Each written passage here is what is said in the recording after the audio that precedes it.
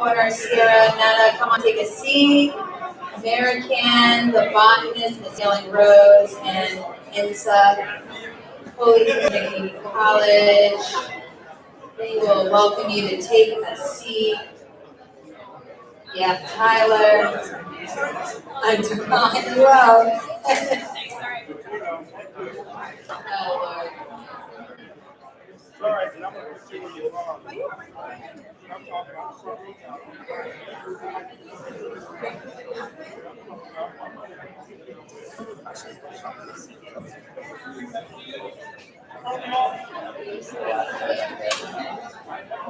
Ben, you good?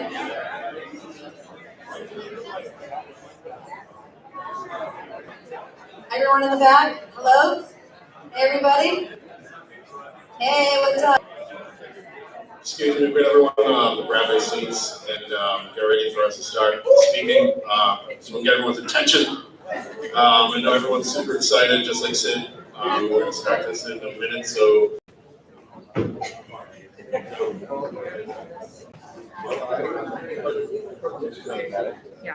Okay, thank you, everybody. Thank you, Stephen. Yes. Appreciate it.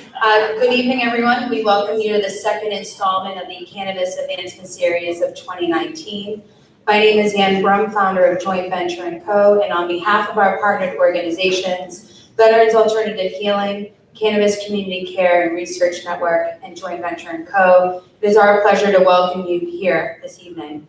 We'd like to start by thanking our keynote speakers, our panel speakers, our staff, our study partners, sponsors, Gateway City Arts, and all of you here.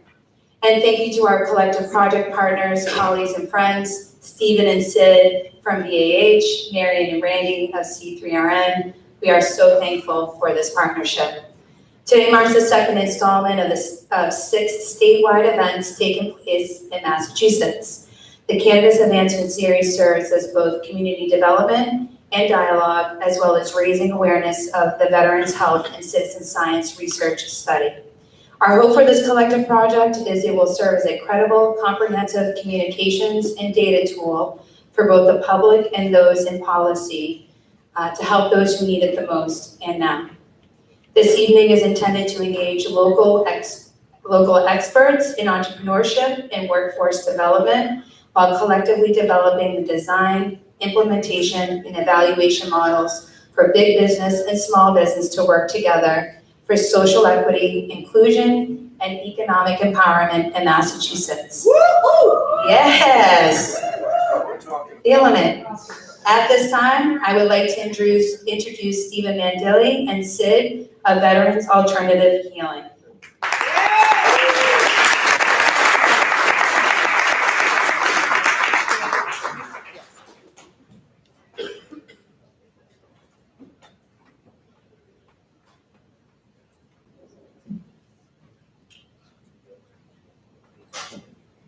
For being here. I'm happy to have everyone here.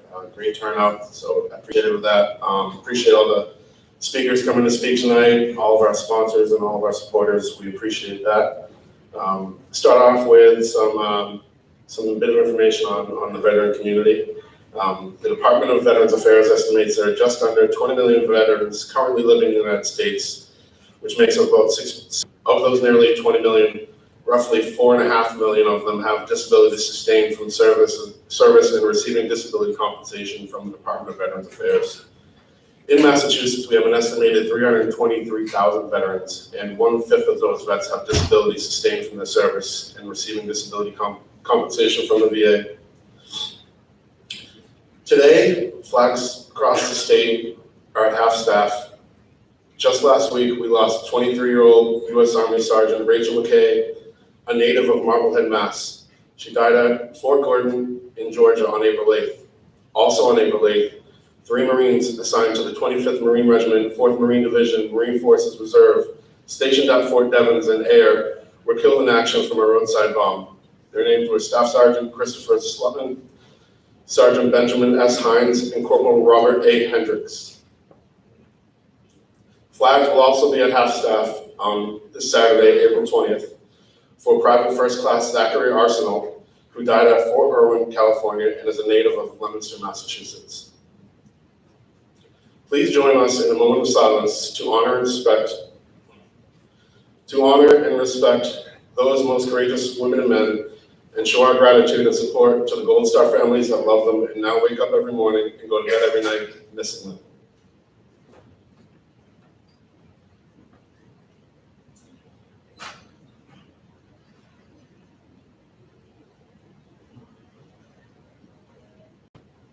And now we are going to play taps.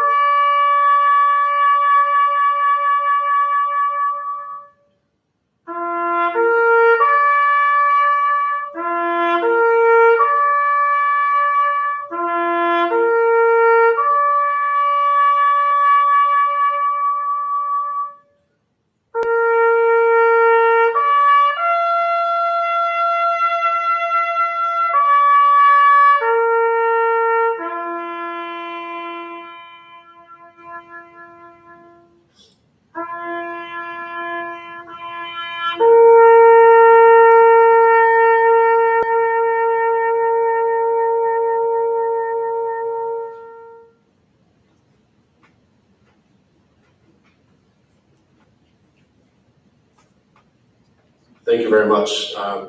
Sid gets a little busy when I'm having feelings, so don't mind him. He's just letting you know that I'm stressed, so thanks, Sid. So now we'll get into our first video of the evening, and it is to stay in the spirit of veteran entrepreneurship and the brotherhood and sisterhood we have. I'd like to introduce a video we made with Chapman Dickerson, the CEO and the president of Basque in Fairhaven and South Coast. Joining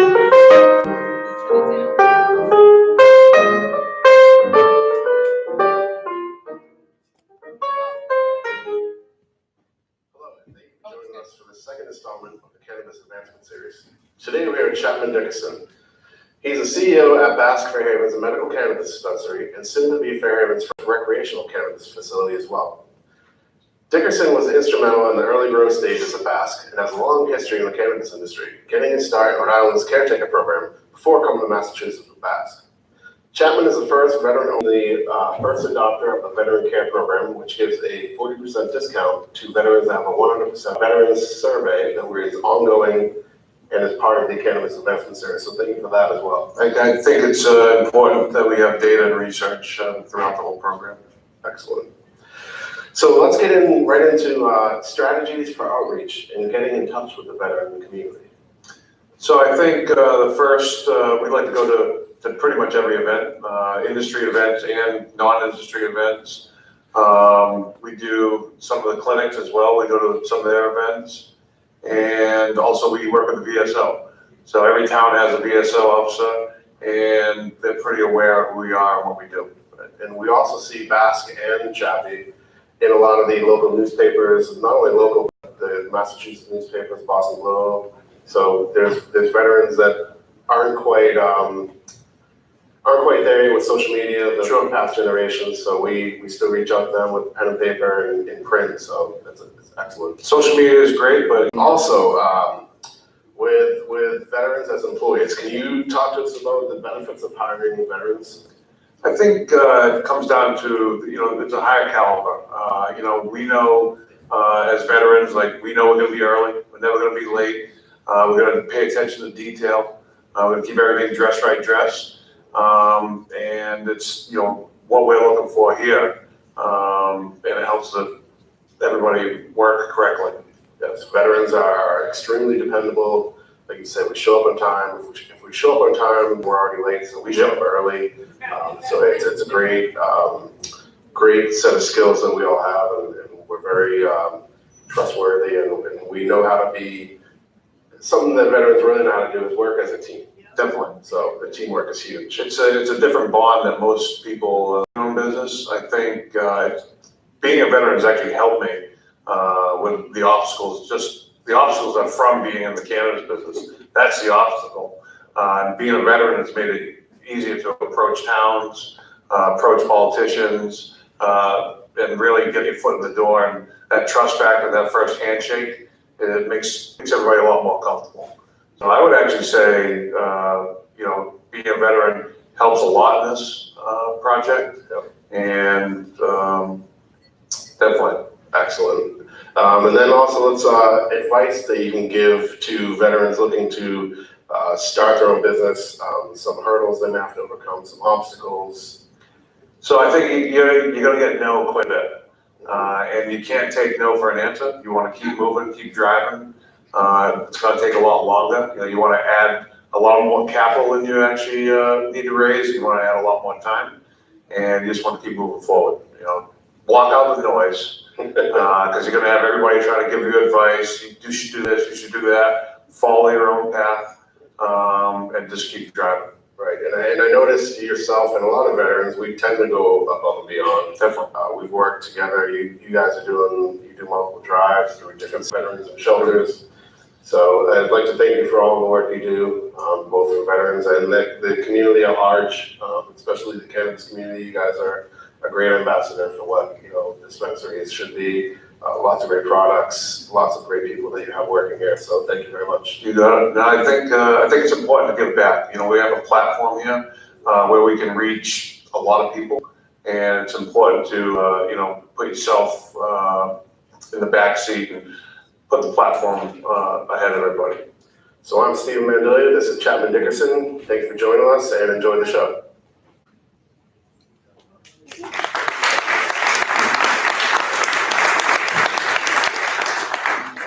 Thank you, Stephen and Chapman. I'd like to invite Randall McCaffrey of C3RN, co-founder, up to the podium. Let's give it up for Randy. Thank you, everybody. Great turnout. Really appreciate everybody being here. It's really an honor to be here tonight. We're getting to present the first of many data presentations to come from the recently launched Veterans Health and Medical Cannabis Research Study led by C3RN, Veterans Alternative Healing, and UMass Dartmouth. So when Steve came to C3RN in December and asked if we could partner to do a research study with veterans, we were honored and excited to work with such an important group of heroes. We set out on a journey to best understand the overall health of our veterans, but also their relationship to cannabis and their health. After dozens of iterations, reviewed by Dr. Stacy Gruber at McLean Hospital Medical Cannabis Study. So I'd like to thank our study partners first. So if you know you're a study partner, you're here. So if you could stand up, please. Revolutionary Clinics, Dask American, the Healing Rose, Central African Action, INSA, Meat Maps, Sentimag, I saw them in here, and also the Disabled American Veterans. I also really want to point out there's another person here that has been instrumental in helping us do what we do.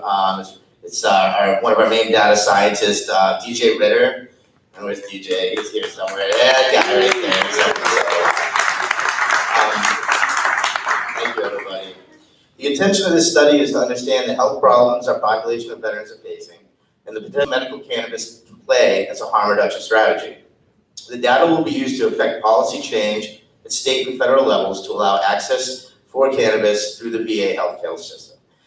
And it's a lofty goal, but we believe attainable using data and the current political climate surrounding legalization. So a little over a month later, I'm excited to present the first month's preliminary data. To date, we have 138 respondents, with 60% reporting they use cannabis medicinally, and 50% say they are using it recreationally, which is interesting. And as you can see, there's a wide range of veterans who have taken the study, the largest number being between 30 and 39, but it's really across the board, all the way from Vietnam veterans to our initial, the veterans that are happening on a daily basis today. On our next slide, we see the primary health conditions that veterans face, and not surprising, chronic pain is the most prevalent, followed by PTSD, anxiety, and depression. And then interestingly, on our next slide, the primary health conditions that veterans find cannabis most useful for are chronic pain, PTSD, anxiety, insomnia, and depression.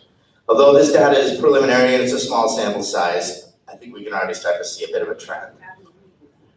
Next, we found that 60% of all respondents that use medical cannabis are actively trying to reduce some form, or it could be prescription drugs like benzos or opiates for that matter.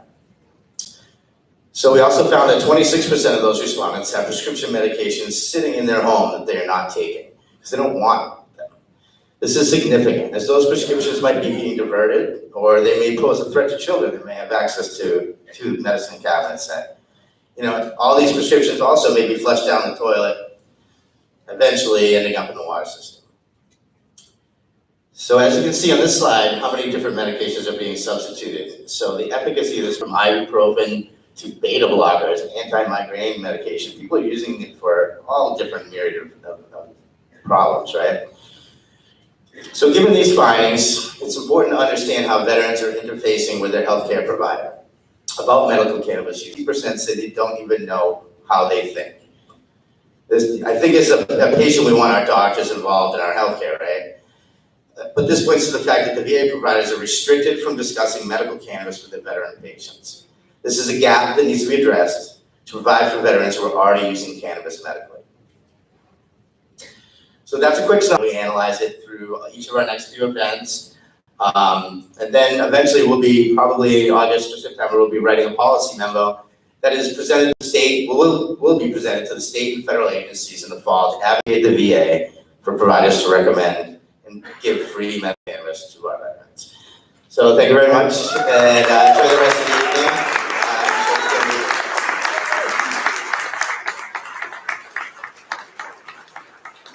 So at this point, I want to introduce our next video. It's by Joseph Gilmore. He's the outreach director for Massachusetts Recreational Consumer Council. And here is Joe. Hey, Joe. Welcome everyone to the Cannabis Advancement Series, Equity and Entrepreneurship. My name is Joe Gilmore, co-founder and community outreach director for the Massachusetts Recreational Consumer Council. And for those who don't know, if you identify as a cannabis consumer, MRCC represents you, and we're doing our part to make sure that Massachusetts weed smokers, vapers, edible makers, and growers are updated and a part of the process of legalization.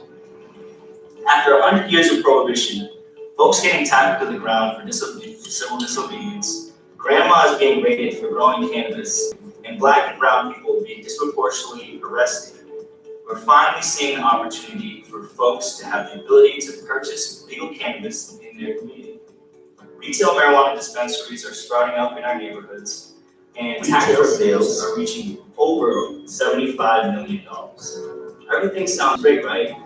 Not so fast. Some major problems that exist in the developing cannabis industry right now include the lack of transparency, lack of diversity, lack of small business participation, and lack of economic empowerment and equity applicants in the legal regulated marketplace. So as you can tell, this industry is lacking quite a bit, and this video serves as your wake-up call to start getting involved and help to turn this around. An important component that I felt was necessary to bring to this conversation was the synergy that must exist between small and large operators. The consumers and constituents of Massachusetts will not stand for monopolization of big multinational marijuana companies whose goal is to extract wealth without properly giving back to our communities. In response to the lack of equity and meaningful community reinvestment, MRCC's developed a 5-point program for socially responsible cannabis businesses. These talking points can be used to ensure cannabis businesses are adhering to their obligations to areas of disproportionate impact and economic empowerment. So let's get started.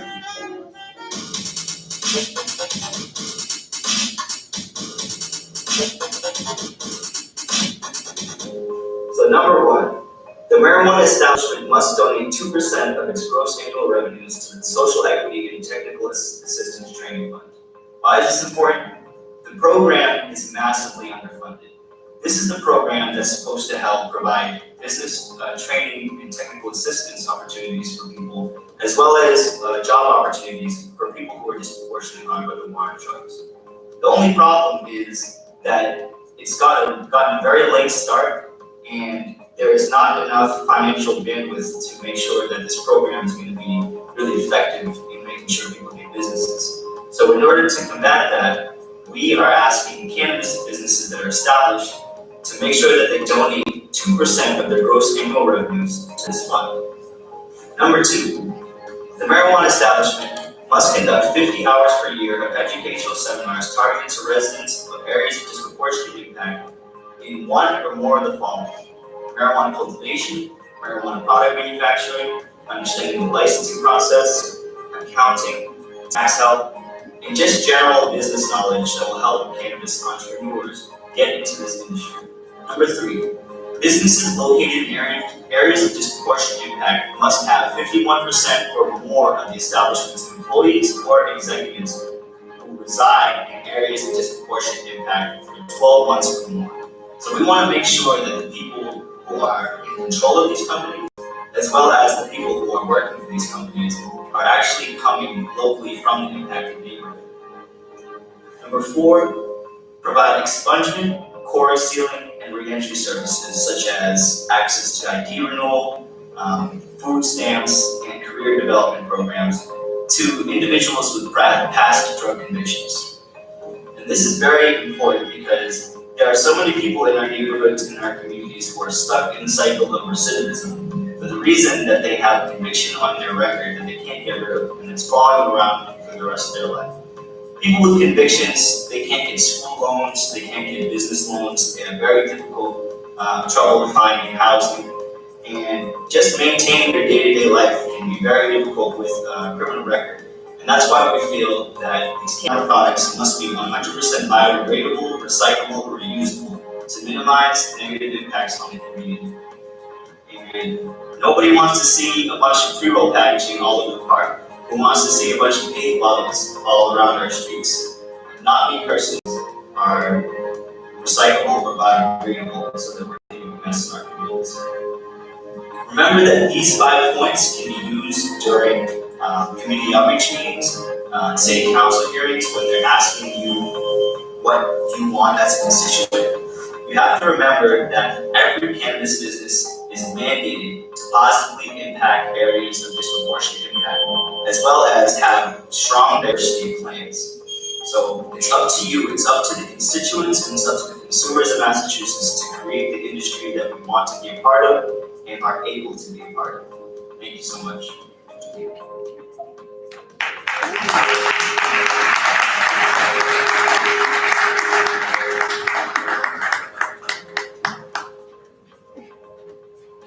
Thank you, Joe and MRCC. Thank you very much. Wait, can we cut that music? Oh, there we go. Okay, so next we'd like to invite our final, our only in-person keynote speaker this evening, Chairman of the Massachusetts Cannabis Control Commission, Commissioner Stephen Hoffman. I'd like to invite him up. As you know, he has extensive background, he can talk a little bit here, so.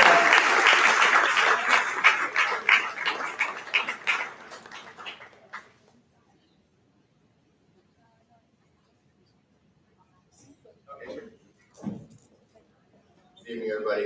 It's an honor to be here tonight. Thank you for the invitation. It's great to be back in Holyoke. And Stephen, I was wondering, in case I get emotional, could you come up here? You never know what's going to happen in these speeches. So, look, I'm told I have 7 minutes. I can usually go for about 5 or 6 hours on this stuff. So let me try to adhere to that requirement. Let me just give you a brief overview, kind of how we got to where we are, and then talk about the topics of the evening, which are diversity and equity. I just want to, before I start, Shakia, where are you? I can't see these lights. Let me just introduce Shakia Scott. She is our Director of Community Outreach. Before and after the event, she'll be over there talking about our equity program for anyone that's interested in asking some questions about what we're doing. So, Shakia, thank you for being here today. We're about 1 year and 7 months in business. The history is, question 4 was approved by the voters in November 2016. The legislature said not so fast. They studied the issue for 8 months, made some changes to the text of the voter initiative.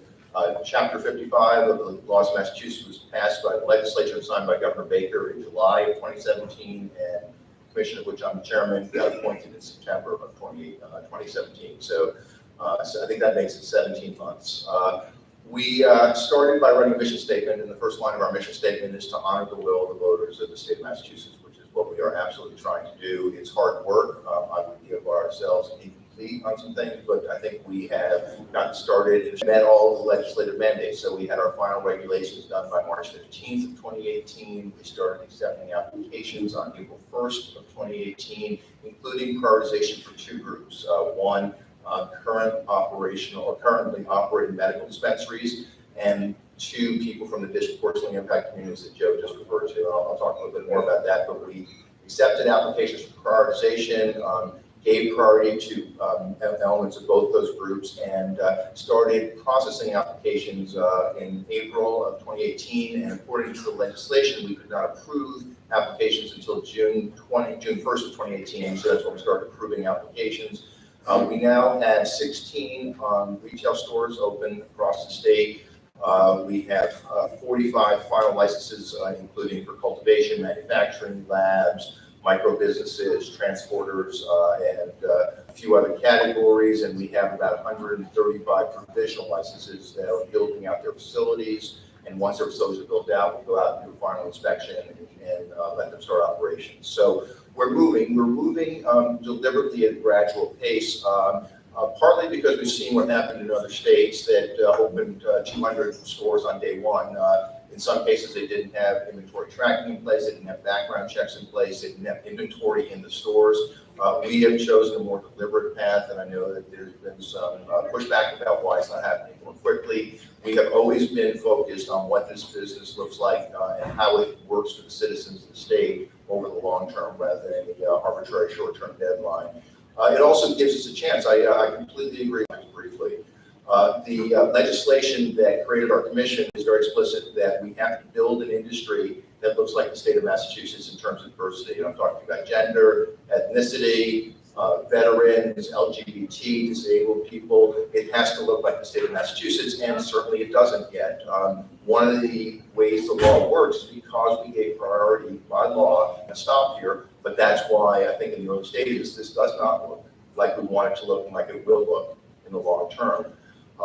The other part of the legislation that's relevant is the legislation says that we have to ensure that those citizens of disproportionately impacted communities are full participants in this new industry.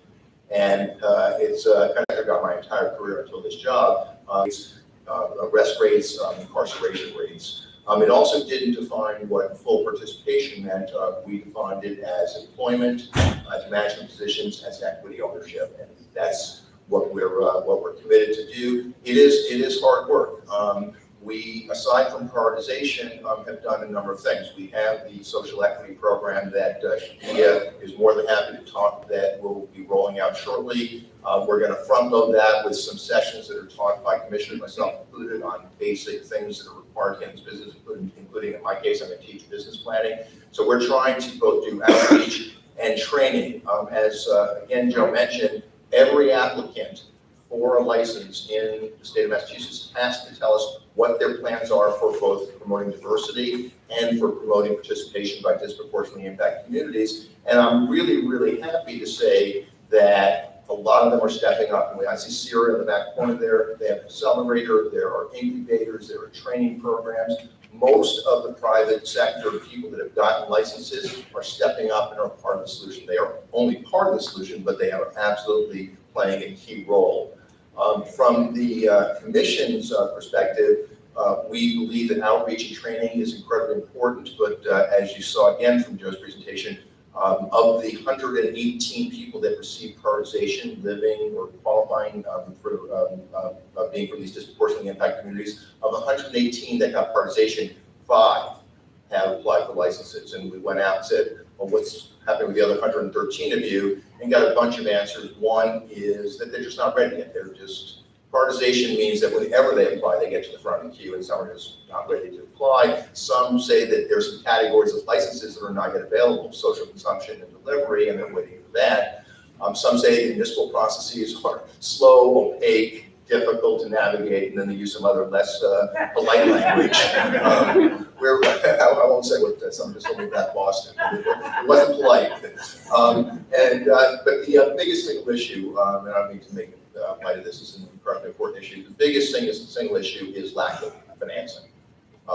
We are still operating in an environment that is federally illegal. Banks, even though some banks are participating in cash management, no banks are lending in this industry. There are no traditional sources of finance.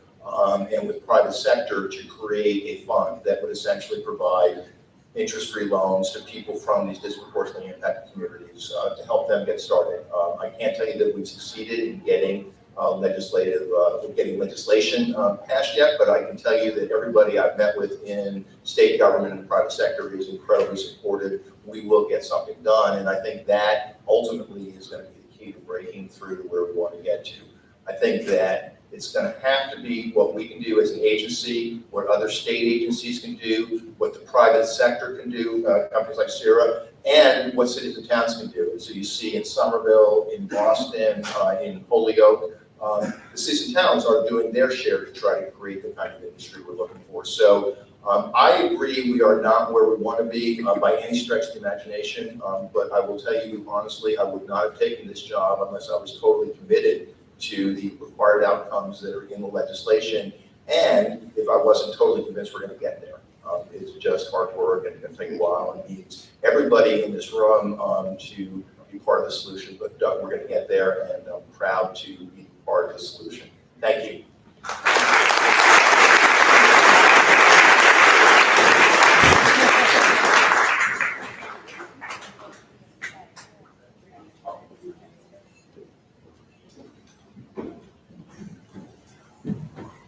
Thank you, Chairman Stephen Hoffman.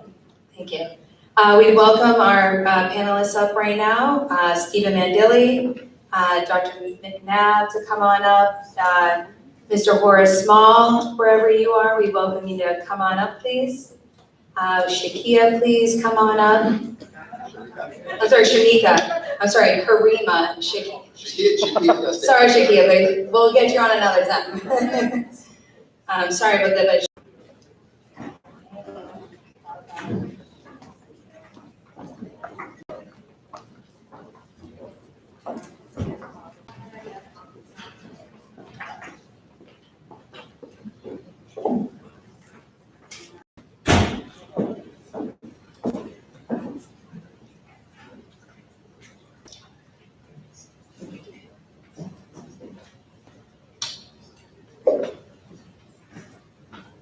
All right, good evening, everybody. Really appreciate everybody being here and appreciate the panelists for the time. And, my name is Dr. Mary McNabb. I am the CEO of Cannabis Community Care and Research Network. I'm really honored to be here tonight. Really appreciative of everybody being here. We'll have two panel discussions around what is a hot topic in the industry. As we all know and heard, Massachusetts is the first state to adopt our social equity program at the state level, and we're honored to have these experts here tonight. So I'll let the panelists introduce themselves briefly, starting off. So we know Commissioner Hoffman. Thank you for being here. I think I've said my piece. Thank you. Yeah. And thank you for having me here tonight. Yeah, thank you. The topic of this panel discussion is around diversity and inclusion from a variety of perspectives. So we'll start with Shamika. If you want to introduce yourself very briefly and your background. Sure. I'm Shakira. Okay. They got the wrong tag. Okay. Sure. So, journey. I was about 60 pounds heavier than I am right now, and I decided to go vegan to lose some weight because I just couldn't get it off any other way. It took me about 2 months. And then over the course of, I think about 18 months, I started training really hard in the gym and going and getting my fitness certifications and things of that nature. And then I kind of got a little stressed out in corporate America. I'm a business development and program manager by profession. Super stressful environment. And I started really beating my body up to the point where I tore my rotator cuff in 2 spots. Had a torn labrum, I had a torn bicep tendon, all kinds of wacky stuff in my right shoulder. And I had to have a major surgery back on actually June 1st of last year. And so, of course, when you go through major surgery, the first thing they do is give you opioids for pain management. And I was very fearful of opioids because addiction is, prevalent in my family. And so after about a week of lost time on the couch, I was like, you know what? That other stuff kind of got me through exams in undergrad, so maybe I'll give that a shot again. So, right? So I transitioned into a cocktail that I self-prescribed for a little while, just to get me through the pain and get me through the physical therapy that was involved in rehabilitating my body. Then in October, I had to have another major surgery on my uterus.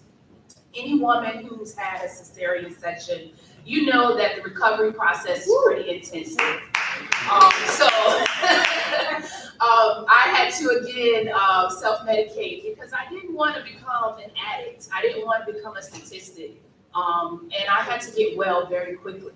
So I transitioned my well-being, and I'm like, you know what? I've heard so many stories of people who've gotten addicted to opioids because of, wisdom teeth being pulled or surgeries and things of that nature. And I'm like, I think that if I talk more about my journey and I'm able to share my experience and how I was able to just overcome pain by use of alternative methods, not just cannabis, but massage therapy, fitness, yoga, all of those things, I could become a self-proclaimed wellness entrepreneur that I'm here as tonight. I won't call myself an expert. Thank you, Dr. Marion, for considering me that. But I'm up and coming. I am an ACE certified fitness instructor. I'm gonna get my group fitness certification soon. And I'm hopeful that eventually I will become a part of this cannabis community as a entrepreneur. So Thank that's you. it. I know that you did draft some recommendations for Boston City Council related to equity that we'll speak to a little bit later, so thank you. Yes. And I think we also know Steve, Mandel. You want to speak a little bit? Yeah, just use my neck muscles here. Thanks for the goosebumps. That was great. It's inspiring to hear everyone's stories all the time. My name's Steve Mandilli. I'm the guy that gets to hang out with Sid all the time. That's how most people know me. I'm a person proud of that and very proud to help empower other people in any and all stages of recovery, and just letting them know that they have value and we still love them and we still want them here, and to always choose life. Things can get dark, but you've already been through so much stuff already. So we're always involved in helping people with their mindset and getting the right frame of mind to just succeed in life. You listen to numbers and you'll think you never have a chance with only a tenth of people getting into recovery and staying in recovery, but that's only because you haven't tried yet. So, and you haven't done it yet. You will. We'll get you there. So that's me in a nutshell, I guess. My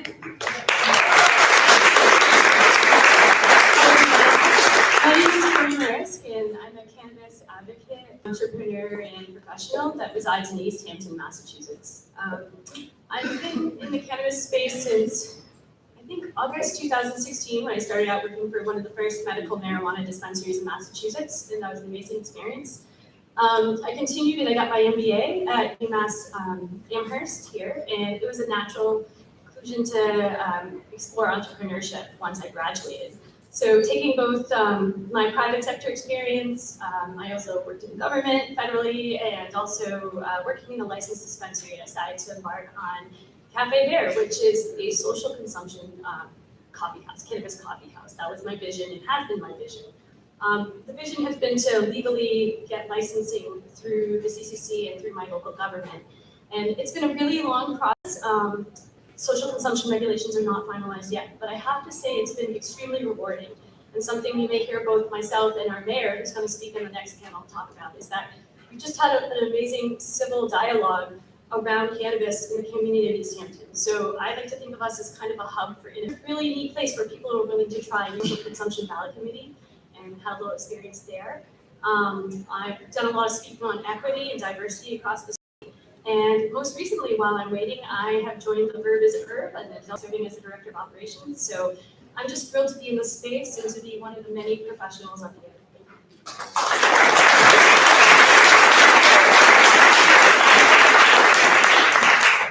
Good evening, family. My name is Horace Small, and I'm the Executive Director of the Union of Minority Neighborhoods. It's a civil rights social justice organization based in Boston. We're probably known for making sure that the state budget cares about poor people and poor reform. But with that said, I'm also the social justice representative on the Cannabis Advisory Board. And I guess, I look like I'm in a room full of family, so one of us has to be the ass tonight. So I'm probably going to be it. I brought up Steve up, who's a very, very good friend of mine. But I have to say, I'm kind of disappointed in the way and the direction that things are going, and I'll speak to that later.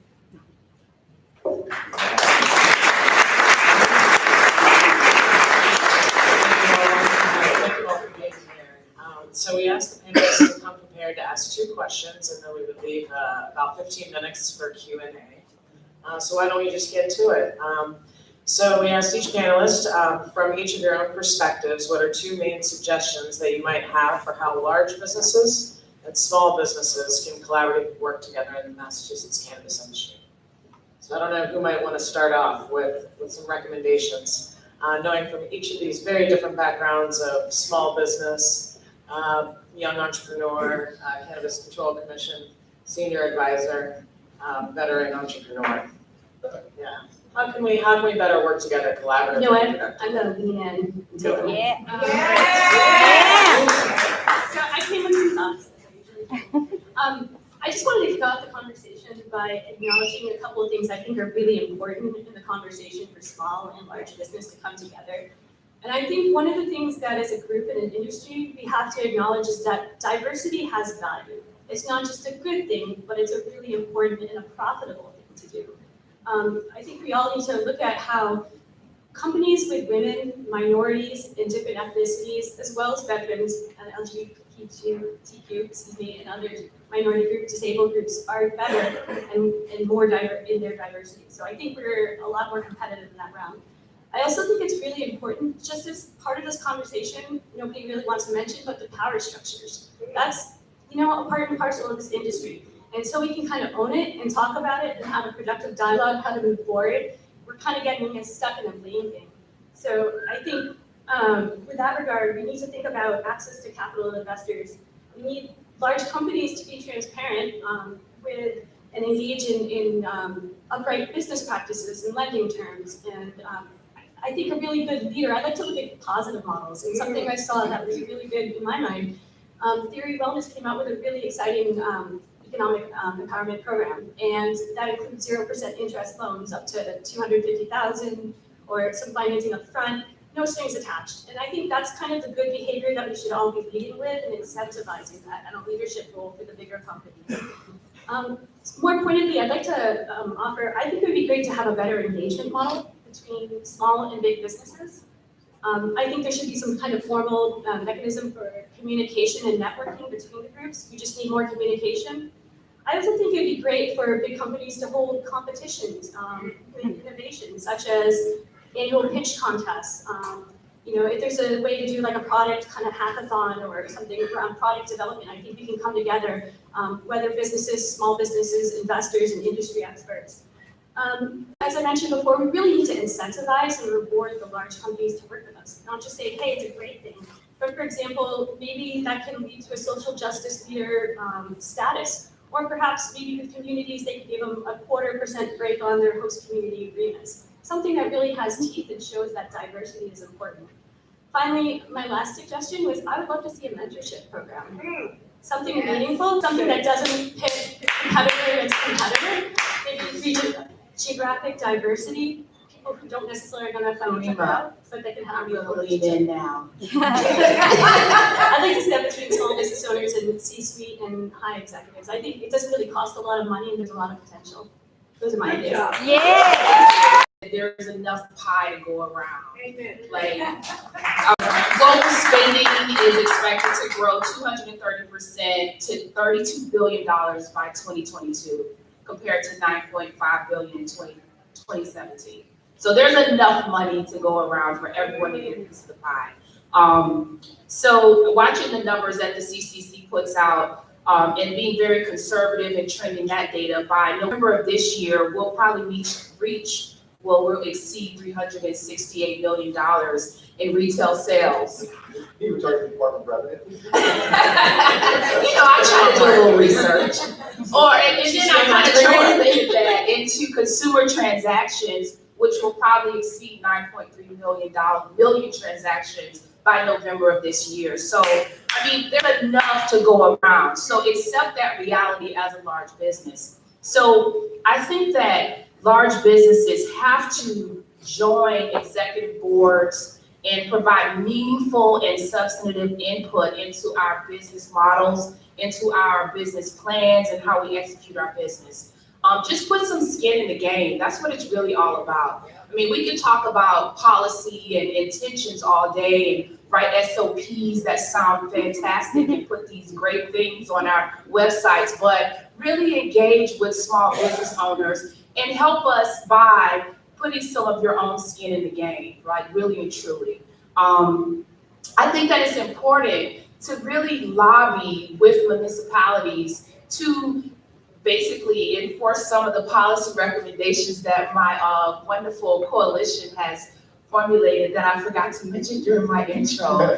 So we developed a team. It was 6 of us. We decided to create this coalition, the Marijuana Economic Empowerment Coalition, and we wrote a almost 3-page document of policy recommendations that we submitted to the city of Boston, as well as to the CCC, just so they can understand that, hey, these are the barriers. We identify what those barriers are. A significant barrier is the 0.5-mile buffer zone requirement.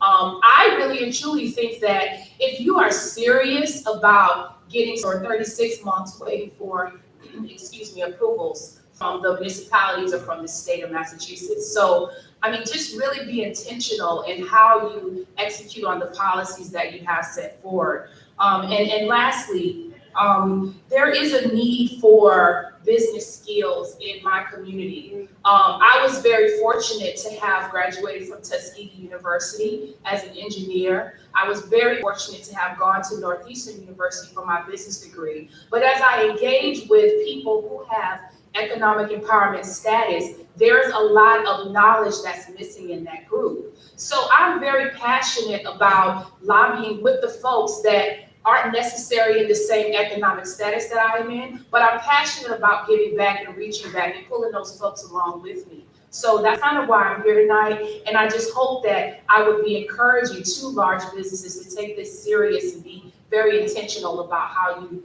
intend to help. A presentation or a meeting here and there, that's just not enough. So that's all I have to say.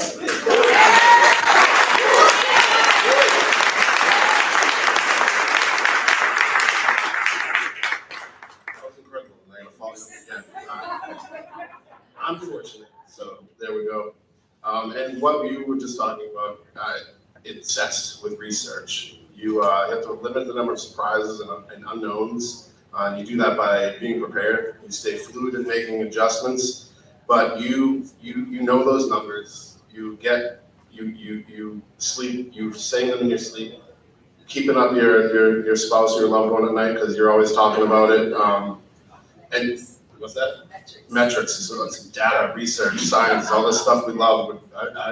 I've never been into numbers, but Mary introduced me to numbers, and now I'm in love with them. I can do stories all day, but the numbers are the ones that make the change at the legislative level. As a community, we all know these things, but these numbers put it in front of people, and things have to be done about the numbers. Another suggestion for people getting involved and being an entrepreneur, and something I've gotten to be expert level at is being told no, and being okay to keep moving from that and learn something from every no. and take that, and that's not quitting, that's not giving up, that's you're going, you're learning, you're growing. At times it'll feel daunting. Everything's gonna make you feel like, you know, you want to give up, but just keep plugging away. I can attest personally to the municipal level problems of getting licenses and all of that. So, you know, as soon as I can get in the right place, I will help bring up the numbers of 0.3% disability-owned applicants and 0.9 veteran-owned applicants. I'll help those up a little notch. But really is lastly, find mentors and make friends and hire an incredible attorney that's gonna, you know, don't walk up to strangers and ask questions what they think. You're putting your livelihood, your name and everything out there. So people come up to me with ideas all the time, like that's a great idea, talk to an attorney, get that stuff on paper, figure it out. Be coachable and have anything you sign again looked at by an attorney before you put your signature on it. That's it.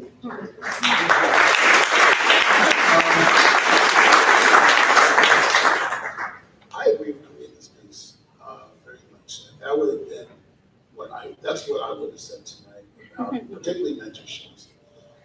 Because my organization, I represent a community that for 400 years has not had this opportunity to own a business, to build community, to build an economy and a community.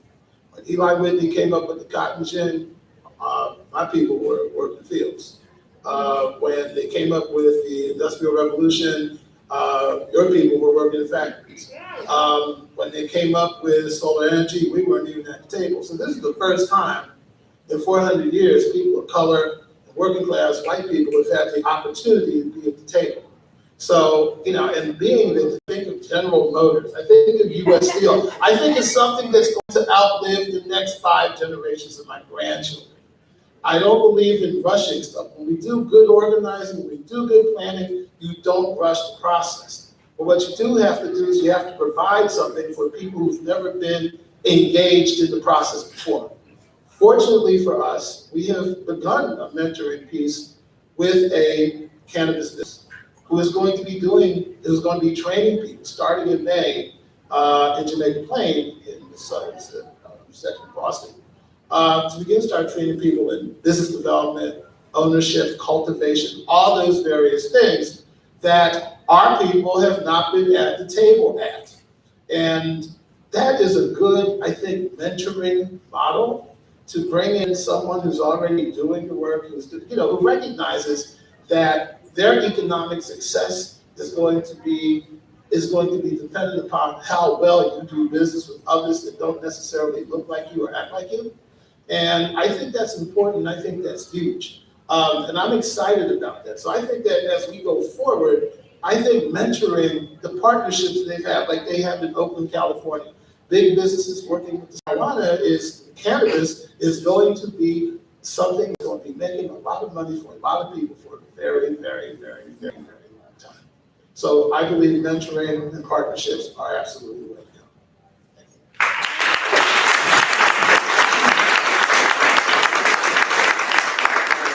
And we've heard a strong theme of mentoring, education, training, partnership, diversity is valuable, profitable. And Commissioner Hoffman, we've heard from you from the Commission's perspective, and I wonder if you had any additional thoughts on just generally, private sector, how big businesses and small businesses could work together. Yeah, no, I mentioned a few things already, but there's one other issue I thought I'd raise. First of all, I thought there's nothing to disagree with amongst everything I just heard, so I think those are important suggestions.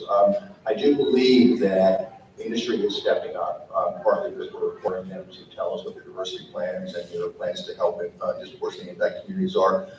They realize that they're not going to get license renewals unless they've actually lived up to the commitments they made. And for those of you,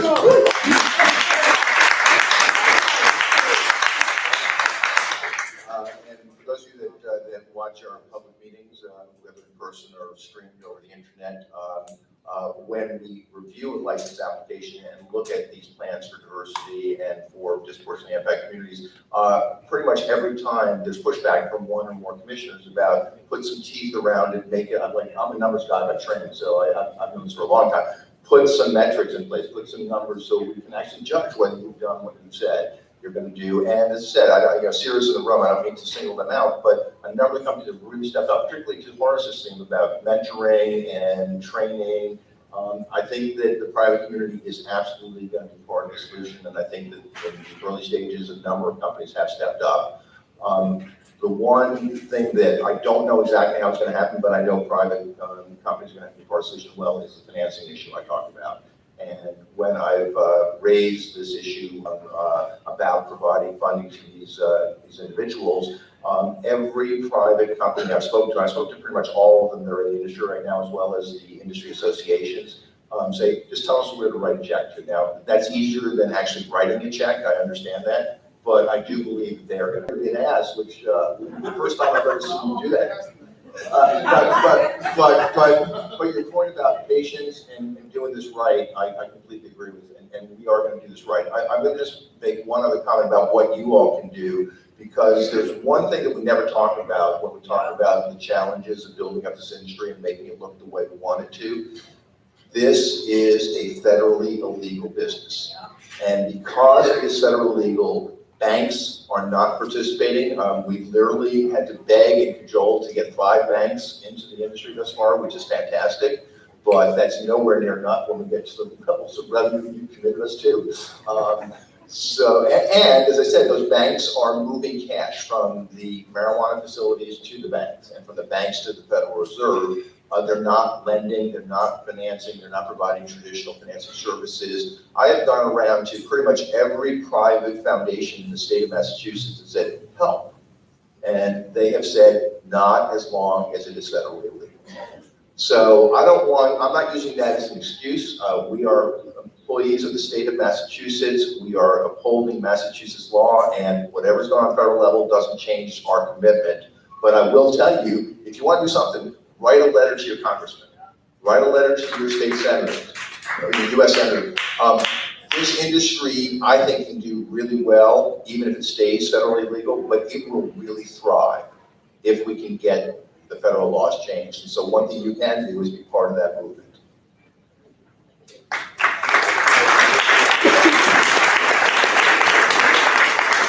So we have about 10 more minutes for our next question.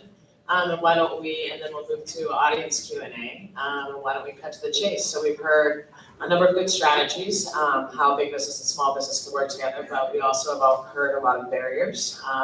Those barriers being financial barriers, as well as maybe potentially municipal barriers or real estate barriers. From each of your perspectives, understanding these barriers that small businesses or economic empowerment or social equity applicants face, what's one innovative idea that you have, or suggestion, or takeaway that we should think about how to address those barriers? Let's start. So I can start, I don't mind. So I like to really take the time to identify what I believe the barriers are in this industry. And lack of access to suitable board members to help advise us as we grow our businesses. So one of the things in your community and all of those things that happen that I'm totally not knowledgeable about, but I think zoning is something that is in your control as a municipality.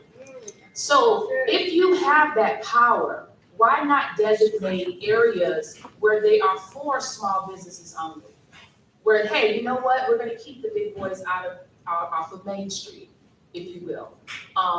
What about having the power or using your power to have the 2-to-1 designation, similar to what Somerville is doing? For every one applicant of large business, big money, why not allow 2 economic empowerment or social equity applicants to get into that space as well? You have that power. So my thing is, don't wait on the state to give you permission or to tell you what to do or to how to pull your money or to tell you if you're following your guidelines. Like, be intentional. I mean, the reality, and I looked at some of the numbers for Holyoke, and this is old census data from 2012. There's only 33% of the businesses here are owned by women, whereas 54 are owned by men, and 27 owned by minorities. And to my friend here, only 10% are veteran owned. So the reality is, women, minorities, veterans, we are all socially disproportionately impacted, and we are in this together. We need to join forces, not against the male-owned businesses, but in partnership with them, and be open enough to welcome us to a seat at the table, if you will, and allowing us to be a part of this growth in this industry. So I'm sorry, I know you said one, but that's my 2 cents.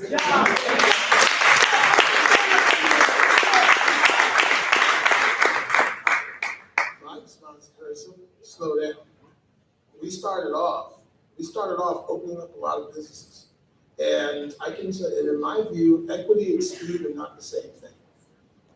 Saying that you care about equity is different from showing that we're doing something about it. And frankly, I haven't seen any of it yet. And that's basically a window and see a business that's opened at lines start forming at 8 in the morning. And at 10:30 at night, their line's still 2 blocks long, right? And I keep thinking about the guy who was responsible for getting a law firm to write a letter that basically said in the process that people of color just don't have it in them, no businesses, maybe we should all be nonprofits. And I look at that window and I look at that, and then I look 3 blocks up the street going east to Mission Hill, and a poor, broke-ass neighborhood, okay, that could have, that's why I'm grateful to the started, timeout. Okay, what do we have to do for veterans? What do we have to do for communities of color? What do we have to do to raise the capital? I'm working on a bill with State Representative Marjorie Decker that would create a loan fund. I have no idea what other people are doing. I didn't even know Joe was doing that. I love Joe. But I love Joe to death. Bring back that to ours. I said bring back that. Yeah, but it's critical now. Okay? I live in the community. I work in that community. And when they see me, they know you on the social justice board. They look at this guy, you full of shit. I can't even refer them to somebody to get help to figure out whatever they're trying to do, they're trying to do right. Okay, so now that we got some people who are magically making money hand over fist, it's time to take a chill and let's look at the rest of us. Okay, let's look at how we create that loan fund. Let's look at how we make equity happen this year. Okay, this year, or maybe 3 years from now, but we need to know what the plan is so that we can go out without the business of working it and making it happen. If the commission's doing training, where? When? Is it certified? What are we going to do? I mean, that's where I am right now, and that's my real frustration, because the people who paid the price, who built the prisons, who created the jobs for your police officers, who created prison guards, are still left with their hand in their butts with nothing to show for it. So it's time, in my view, it's time for the commission to get off the pot and let's get real about this. We gave them as an advisory board recommendations on how to go about doing it. Now it's time to do it. And more than that, besides calling you senator and all that, you know what? What we need to be talking about is what kind of entity can we create to deal with the commission, okay? To make sure that the commission is on top of doing the will of the community. Because right now, it's incomplete.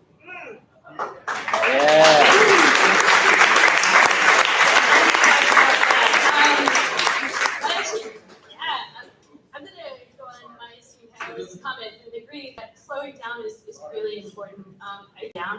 Because so many of us smaller businesses do take time, take years to raise money, to find apartments, find locations rather, and it's really important. So I agree.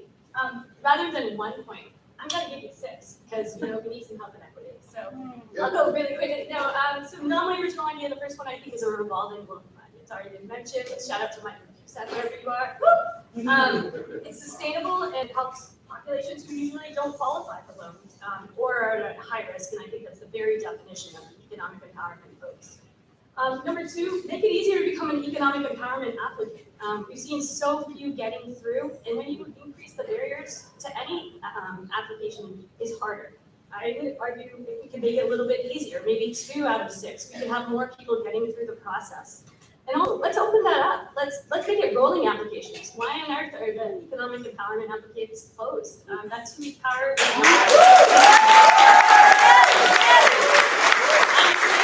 agree we're done, and I can qualify. So I mean, it doesn't really cost, I think, that much money. So hopefully we can open it up. sources and templates, critical documents, such as leases with options, standard operating procedures, job descriptions, business plans, sample financial sheets for each type of cannabis business. These are things that don't really cost money. Someone can make it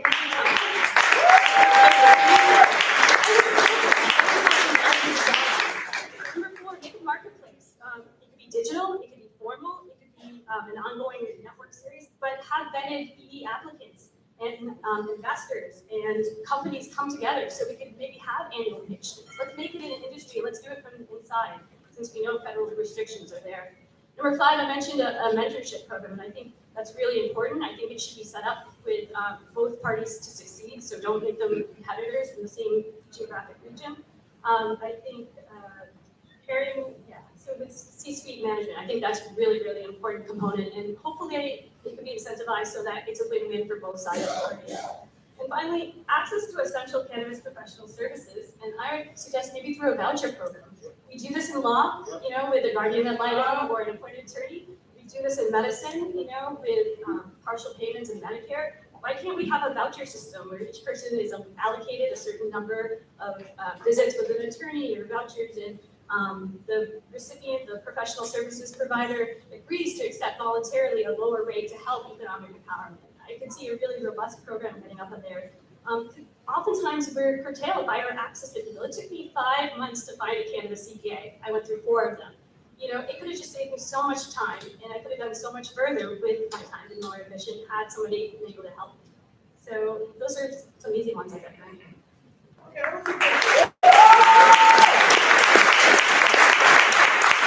Again, I'm sure everyone here supports veterans, maybe you know a veteran, there's some veterans out here. All right, if veterans, please stand up. Any veterans here?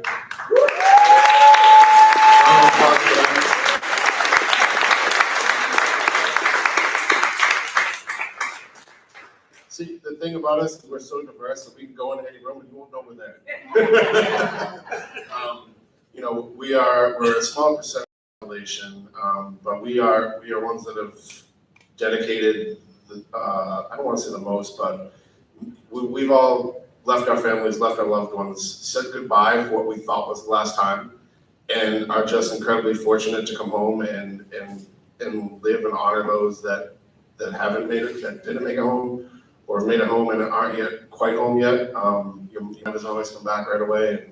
And there's just so many amazing people, and that's the thing I want to jump on here is, as an entrepreneur, go and talk to people, talk to everyone, work with people, meet people, work together, create teams, open dialogue.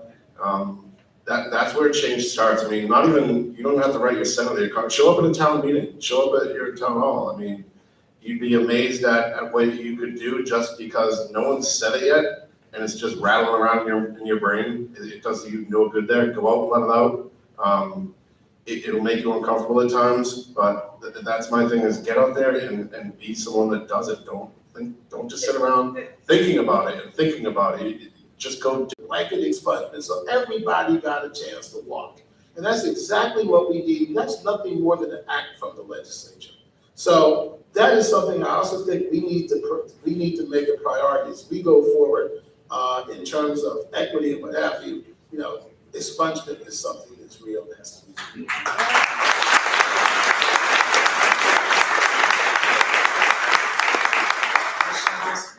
One last quick innovative idea. Well, I gotta do a few things first. I certainly recognize that the governor introduces me to people and says this man has the hardest and worst job in the state. I don't know if I agree with that, but it's a hard job. But that being said, you will never hear me use that as an excuse. We're going to get this done.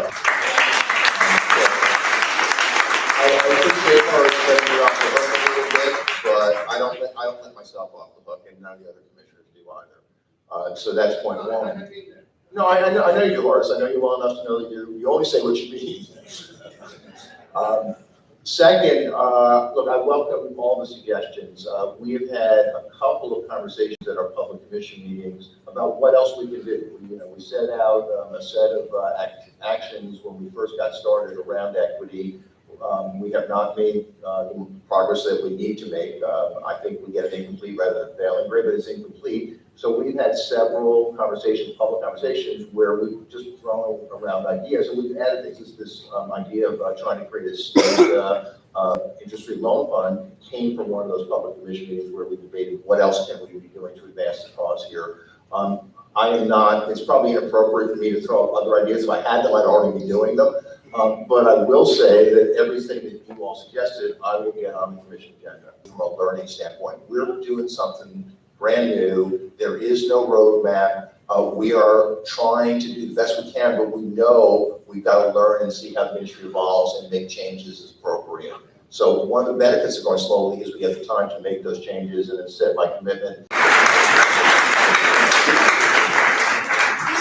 What is the prospect, Steve, of possibly having, now that we've gone through all this, now the businesses have started, now we're focusing on some of the things that are important and the learning that's taking place. What is the prospect of possibly, I don't know what a good word for it, a summit, if you will, of leaders from around the state? Because it's not just the marijuana, it's not just cannabis advocates, it's civic organizations, it's community leaders, you know, to figure out how together we can go forward. That's a great idea, Carson. You know way more people than I do around the state. Everybody who's organizing this event would be in support of The birth of change. the Right in front of us. Yeah. Would somebody be able to stand up? Yep. Does anybody have a mic? I don't think so. That's fine. I'm very loud. But thank you, Commissioner, and thank you, everybody, especially this woman right here should be on the commission. However, I also understand that there are regulations for people to be on the CCC. And those regulations, can you clarify, in order to be on the CCC, I have two parts of this question. To be on the Cannabis Commission Committee, what are the priorities or the resume and so forth, and are you able to utilize cannabis? That's one question. Okay, that's two questions. Sure. And then there's another part of it too. So you have three questions is what you meant to say, right? Maybe like 100. Well, I just want to focus on her, like, just educating and Sure. understanding what it means in order to be on the CCC. What are the qualifications? Sure. You know, who do they choose? So people understand why these precedents, these principles are so congruent to what we're explaining right now. Okay. So it's really a matter of law. The said question 4 was approved by the voters in November 2016. The legislature took it under advisement and passed a law that modified question 4. And it was signed by Governor Baker on July 27th, 2017. Right? Yeah. And I'm still off by a year. The law specifies that there is a 5-person independent commission that is jointly appointed by the governor, the attorney general, and the treasurer. And each of the 5 commissioners comes from different backgrounds and has different qualifications. The governor appointed Senator Jen Flanagan, and her background is public health. The attorney general appointed Britta McBride. Her background is public safety. Collectively, the governor, attorney general, and the treasurer appointed 2 other commissioners. One is Commissioner Kate Doyle. Her background is in regulated industry. She was part of the team at the Department of Public Health that wrote the medical marijuana regulations. The other jointly appointed commissioner is Commissioner Slim Title, and she represents social justice. The treasurer appointed the chairman, and that's me. And my background, according to the law, my background had to be in business and managing startups. Which is what I did for 45 years prior to retiring and then failing retirement. And this is proof of my failure of retirement. I'm sitting here tonight. And we are all appointed for staggered 5-year terms. And I think that's important in that I think the legislature really understood this was going to take a while. That this was not going to happen overnight. And the fact that I'm in this job a year and a half out of 5 years, we got a lot more work to do, but we've got more time to do it. So that's how it got created. That is in the legislation. So very explicit about how the commission got appointed and what the qualifications were. And marijuana is legal in the state of Massachusetts, so therefore I could choose to use it if I so chose.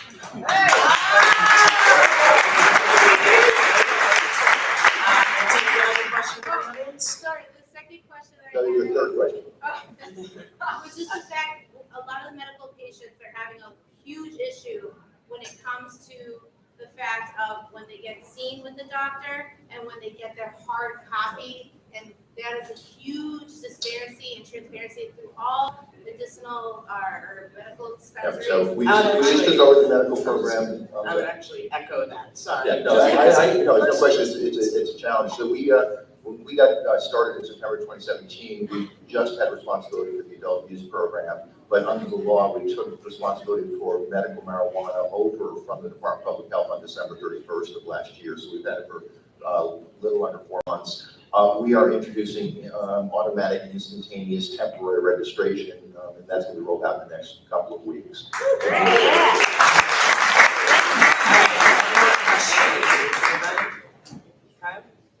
Yeah, so I'm Kyle.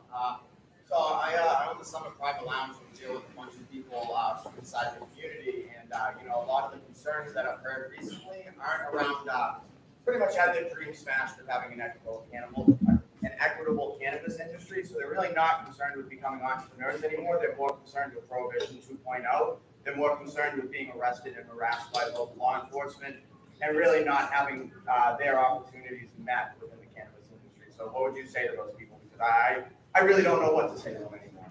So.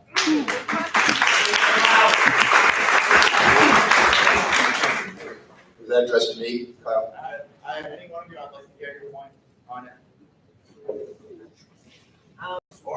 We're hoping to be small business owners in the cannabis industry. Okay, so small business owners and different economic empowerment and social equity relevant groups or people wanted to be in the industry. It's been taking a while, and now there's frustration in terms of moving from an interest in entrepreneurship to now trying to find other outlets or sort of losing their dreams, so to speak. All right. Anybody have any thoughts on? Yeah. Go ahead. I'm more than happy with. I would just put, I'm in the camp. I know Kyle, he's awesome. I do want to have a shout out because I have a lot of respect for Kyle. So thanks for being a pioneer in social consumption. That said, I think it's a really tricky thing. And so I just want to empathize in being one of those people that it's really hard. I lost money. I lost over $30,000 on our property just when, and the regulations changed, and those are things that are really hard. And those are those pivot points. I think Stephen was talking about, when we're told no, we gotta pivot. We can't just accept no. We gotta keep going. So I found a little bit of solace in being able to pour my passion while I'm waiting into politics and really changing the local environment. It's not a direct answer, but it certainly has helped in making the business environment more friendly. And I think as a local person, we do have a little bit more influence over local ordinance zoning. So I think at least in the micro environment, kind of setting out for whatever kind of business and just, I found credibility over being there in the long term. There's certainly people who showed up at the first day, all sorts of cannabis businesses, and the city really shades, I would think, and people who are there day after day, year after year, showing up their continued interest. So have hope, we're all hoping. Yeah, great. One other thing to add, Kyle's been incredibly supportive of the veteran community with allowing my organization to use the lounge, hold meetings, and meet with other veterans and have this place without stigma, which is great. And to go about the Prohibition 2.0, that needs to be handled at the legislative level again. It's disturbing, it's frightening to see these task forces put together, and there's no task force for testing on opioids or anything like that. For instance, my father is dying from cancer right now and going through chemo and all that crap. Doctor gave him opioids. He asked about driving. He's like, yeah, if you can drive, drive. And it's like, are you BSing me? I can have smoked last weekend, get pulled over, say no to a test because they think I might be high because, wow, Steve Mandilli might have cannabis in him. You don't say. So to deny a test that scientifically can't prove anything, I could lose my license for 6 months just because I drive. When doctors are telling people on opioids to not do that. So call your state legislators, let them know, hey, if you want my vote again, don't let this happen. And enough people call and make something like that happen. That is the power of the people. Yeah. Thank you so much to everybody. I think this has been a very interesting discussion. I wish it could go on longer. But we've heard a lot of really interesting points and lessons. I think, about different ideas for opportunities to engage and different points that we need to think about in terms of diversity with big businesses, working with small businesses, loan funds, mentoring. Excuse me. We can't do any more questions now, we're gonna move on to the next panels. Yeah, I apologize. But all of the speakers will be in the audience and around for the rest of the event. Yep. So I think, we're very excited and grateful to everybody for being here. And as we've looked at the diversity of the different opinions and veterans, people of color, women, people with disability in Western Mass, what are some of the models around social equity and inclusion here from a variety of perspectives? So we'll take lessons from Shanika. So thank you very much.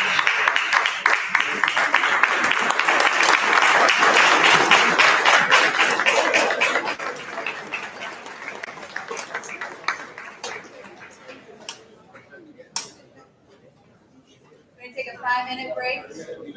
5 minutes. So thank you, everyone. We're gonna take a few minutes, get some water, go to the bathroom, shake a hand, give a hug. We'll be back.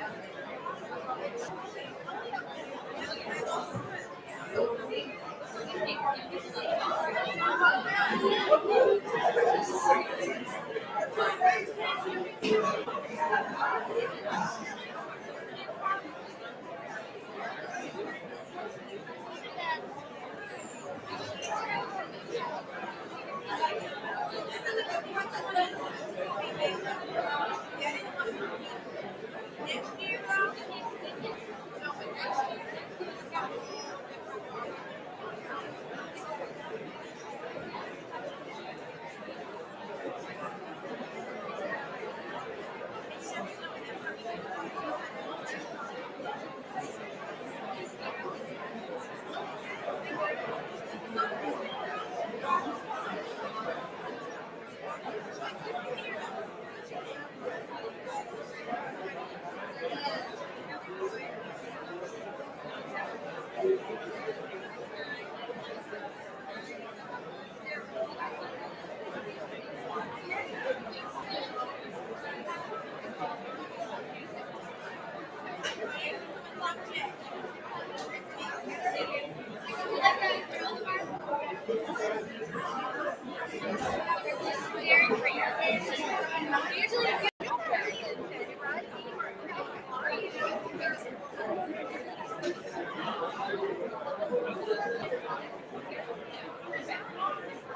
you so much.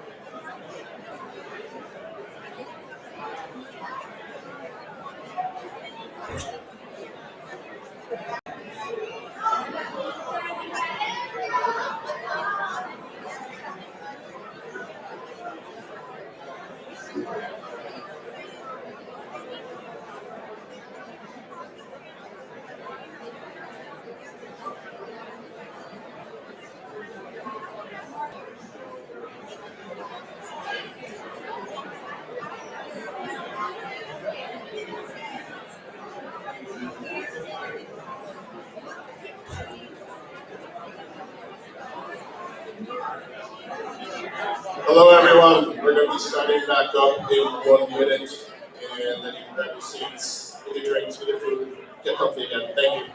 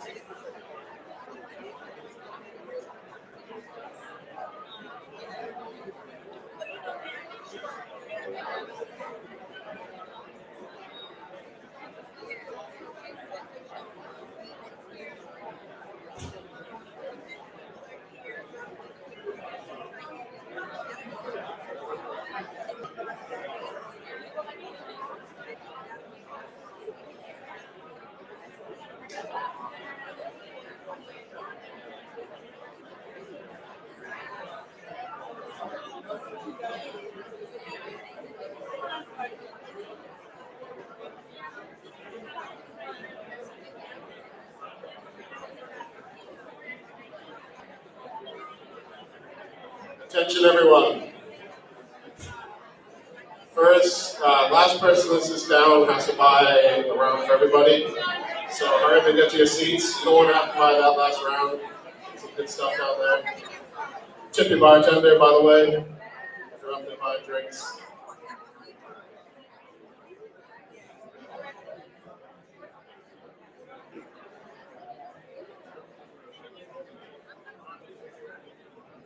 All right, we're gonna start our video now. I'd like everyone to have a seat and tune in. We've still got another panel left. We've got a lot of stuff to get into, so we're gonna get going right now. Thank you.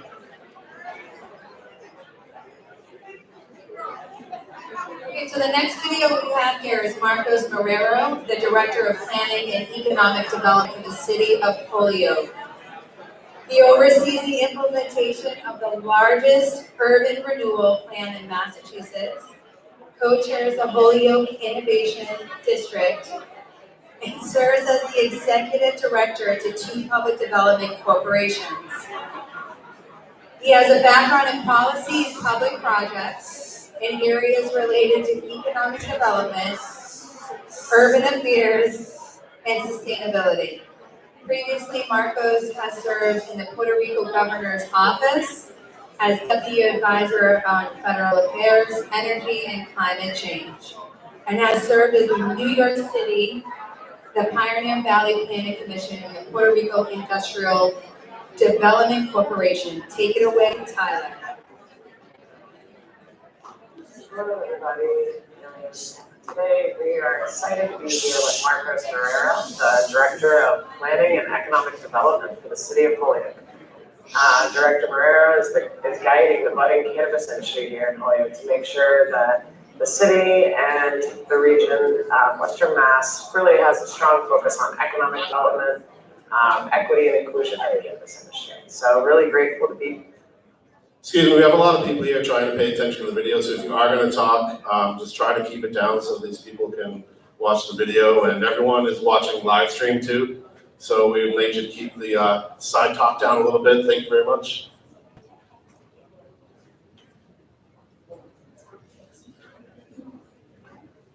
Hello, everybody, and today we are excited to be here with Marcos Marrero, the Director of Planning and Economic Development for the City of Holyoke. Director Marrero is guiding the budding cannabis industry here in Holyoke to make sure that the city and the region, Western Mass, really has a strong focus on economic development, equity and inclusion in the cannabis industry. So really grateful to be here with you today, Marcos. Nice to be here. Yeah, maybe you should just share a little bit about your background and about your work in the cannabis industry. Sure. So for the past 7 years, I've been the Director of Planning and Economic Development for the City of Holyoke. I have a background, as you would expect, in public policy, urban affairs, sustainability. And so at the beginning of the Mayor Morris administration, he tapped me not to become part of the administration efforts here to revitalize the City of Holyoke. And back since when marijuana was legalized in the state of Massachusetts, of course, Mayor Morris was one of the first mayors, actually the first mayor to back it publicly. So ever since the first regulations came out, we've been trying to take advantage of the opportunity that represents for Holyoke, for Massachusetts, and be as welcoming as we can to the industry and the economic opportunities that it represents, the social equity opportunities that it represents, particularly as a city that's been affected in the past by the drug war. Awesome. Well, thank you so much for your leadership on this and for Mayor Morris's leadership. I think the community industrial town. There's lots of old mill buildings around.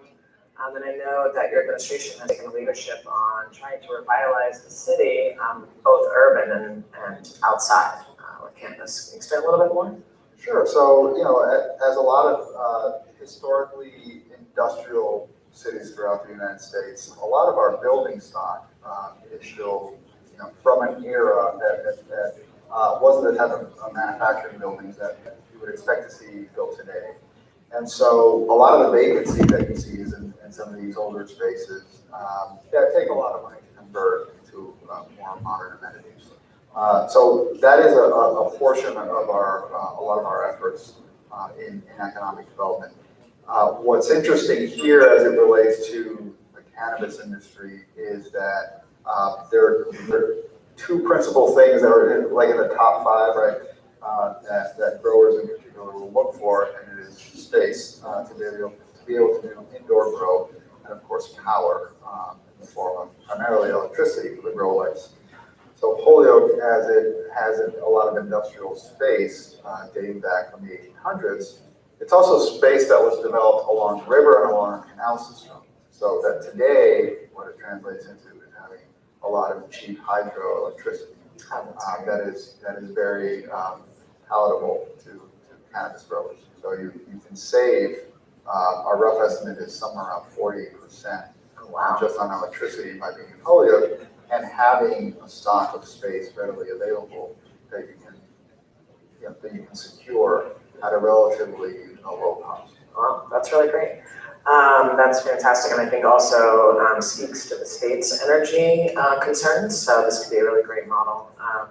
So in relation to that, I think you've done some interesting work around the buffer zones in the city and understanding the mill spaces and how best cannabis can fit in. Can you explain a little bit more? Yeah, so I understand this has been somewhat controversial in other communities. Our focus from the beginning when medical marijuana became legalized first was actually to not have a buffer at all. The way the regulations were written, it prescribed a particular set of siting requirements where if you didn't have an ordinance, then it was going to be a 500 feet buffer from schools, places of worship, and anywhere where children ordinarily congregate. And we thought that was problematic language because it was it could be very arbitrary by whoever is interpreting it. What is a place of worship? What is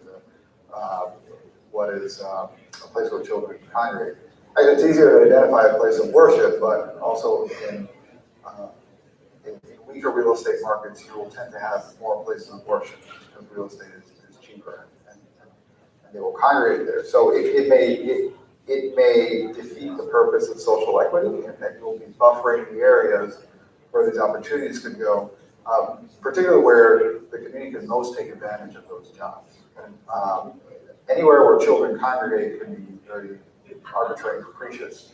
Does that mean an ice cream shop? You know, does someone take care of their, nephews or a couple of kids? And so that could buffer out essentially a large part of the city. So we purposefully did not have a buffer at all when it all started out. And we left it up to the special permit granting authority, in our case, the city council, to have a determination on a case-by-case basis, is this safe? And they can do that on very specific criteria, not just an arbitrary buffer. When recreational cannabis was legalized, we kind of just modified what we had, and just added recreational. And we're the first in the state, if not first or second, to have an ordinance on the books that was very welcoming.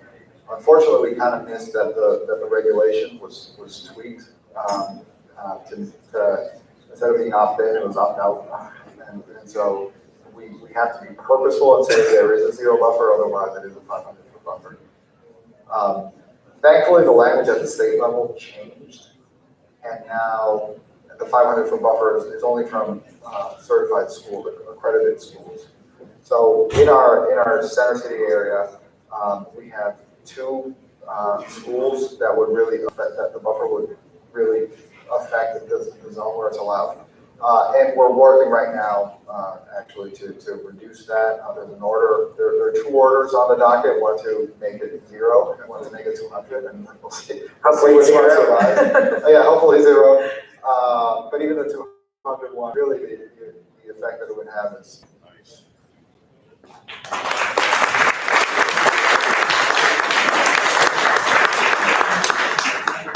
Thank you. Hello, everybody. We can go ahead and kill them. Chappelle, Morris, and Jeff, please, as well as Mary.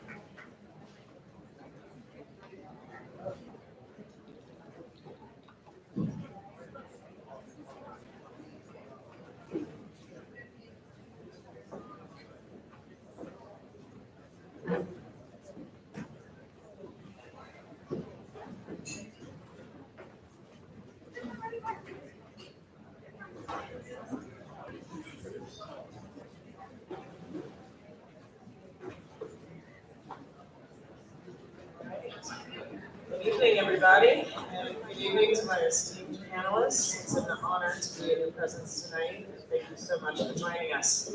So in our first panel, we covered different topics related to diversity in terms of different groups from people of color, women, minorities, veterans. And now we have an esteemed panel of business owners and mayors and educators. Really to look at the focus on Western Mass. I think in the first part of our event, we did hear a lot about municipalities and supportive policies. And we just saw a great video from Marcos. Thank you, Mayor Morris. Just saw the leadership. And so really grateful now to sort of shift gears and really understand the lessons that we can learn in Western Mass and how they can be applied on the state for social equity. So I'm joined by a great panel, Mark Zitrica from INSA, followed by Mayor LaChapelle from East Hampton, Jeff. Very excited to hear what happened this week in East Hampton. Yes. We also have Jeff Hayden from Holyoke Community College. It's been a long time. We're really excited to be here. And then Mayor Alex Morse from Holyoke. Thank you all for being here. So we've basically asked the panelists to come prepared to talk about 2 questions, but I think I'll start off with allowing you to introduce yourself and a little bit about your role in the cannabis industry. My name is Mark Zitrica. I am the CEO of INSA. We have locations in East Hampton and Springfield, Massachusetts. We're actually one of the few operators that are locally owned here in Massachusetts. I come from the healthcare background and also nonprofit background. I've been on the board of directors for several nonprofits on the local, regional, national, and international. Started my own nonprofit. Also a patient of cannabis, and have been a cannabis lover most of my life as well.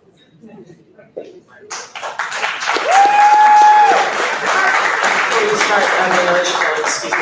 The folks in the back, just be a little bit aware to lower your voice for the panelists in the live stream. Thank you. Mayor LaChapelle. Thank you very much for the invitation. I'm mayor of East Hampton, and I took office in January of this year, of 2008. And the cannabis industry in East Hampton was kind of already started. There was a lot of language in host community agreements. There was some zoning in place. My city council in particular was very proactive in East Hampton. And I will say that it is a very timely economic development boost for our city. And it's very exciting to be a part of an industry that is unique and brand new. And I can't wait to talk about some of the challenges being in Western Mass with the industry, but also how to keep it open, progressive, and also innovative.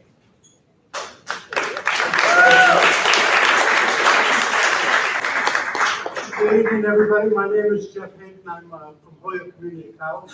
I'm the Vice President for Business and Community Services, which essentially means that we do the adult education, English for speakers of other languages. The oldest community college in the Commonwealth. We have a mission to educate, to inspire, and to connect. Yes, we have a 3-word mission. And that mission has played itself out through the years of trying to help people get on the educational and career pathways that they're looking for. We hope that people can get the education and training they need to get a job, get a better job, or to do their job better. I've been there for 13 years and looking forward to another 13. Thank you, sir.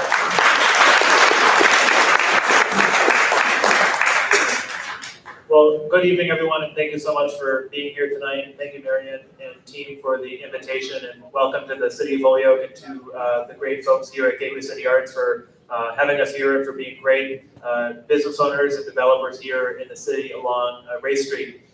As you know, I'm the mayor of Holyoke. I'm in my 8th year now, and I know the cannabis industry in particular has been a central part of the conversation over the last few years. I know Marcos and I apparently missed a video, so I hope it came out all right. We never imagined that 8 years ago when we took office that cannabis would be such a driving force behind some of our economic development strategies for the center city in particular. I know back in 2016, I became the first and only mayor to support Question 4 with recreational.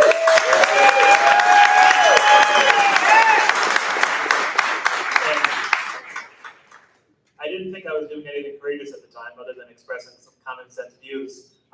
But I really enjoyed the ability to speak with other government officials, not only here in the Commonwealth, but also in the region and around the country. As you can imagine, there's still a stigma of cannabis in general, and particularly among elected officials and policymakers, with the assumption that this is a net negative and we somehow have to use government regulation to counter it. And so I've done my best to try to flip the script on sort of how we embrace this as a potential economic development, workforce development driver for people in our community. And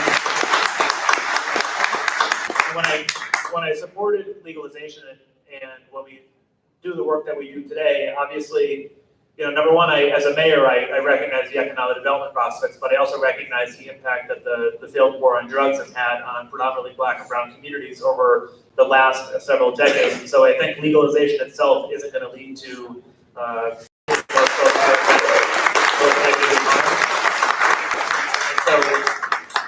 I'm really happy with the legalization in cannabis in general. I still do think we have a lot of challenges before us when you look at the data around who is getting licenses and who isn't, who has the resources to go through this process and who doesn't.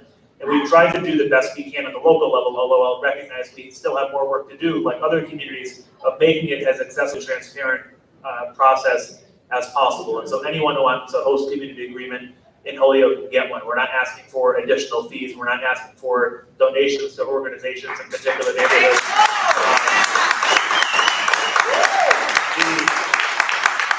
We want folks here in the city. We want you to give back to the community. Obviously, we want you to be good partners, but there's a way to do that in a very transparent, accessible, and inclusive process. And I'm also happy to be here with other panelists, and I know we've been in conversations with the college around the workforce development aspect of this as well. And so this has the potential for hundreds of jobs for hundreds of jobs in Holyoke, and we want to make sure that Holyoke residents are trained and skilled to be able to fill those positions. And so we also are in conversation with companies around having ambitions to have at least 25% of their employees come from Holyoke. And we don't want to require that or say you need to do this without also saying, well, here are a collective of hundreds of employees that we've helped train in partnership with institutions here in Western Mass. So we're doing our part as well to be proactive to make sure we have residents that are trained, that are ready to go when you do open up a cultivation facility, dispensary, otherwise, to be able to move in that direction. And I have a vision for a downtown that embraces not just cultivation and dispensaries, but also social consumption, on-site consumption.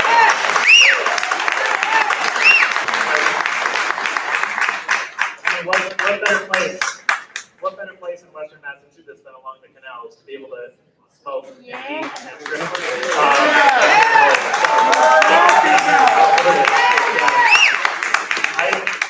You all are gonna have to come to every event. I've never gotten so many applauses and sentences before. So, like, y'all are gonna have to sign up and come with me to other events. Thank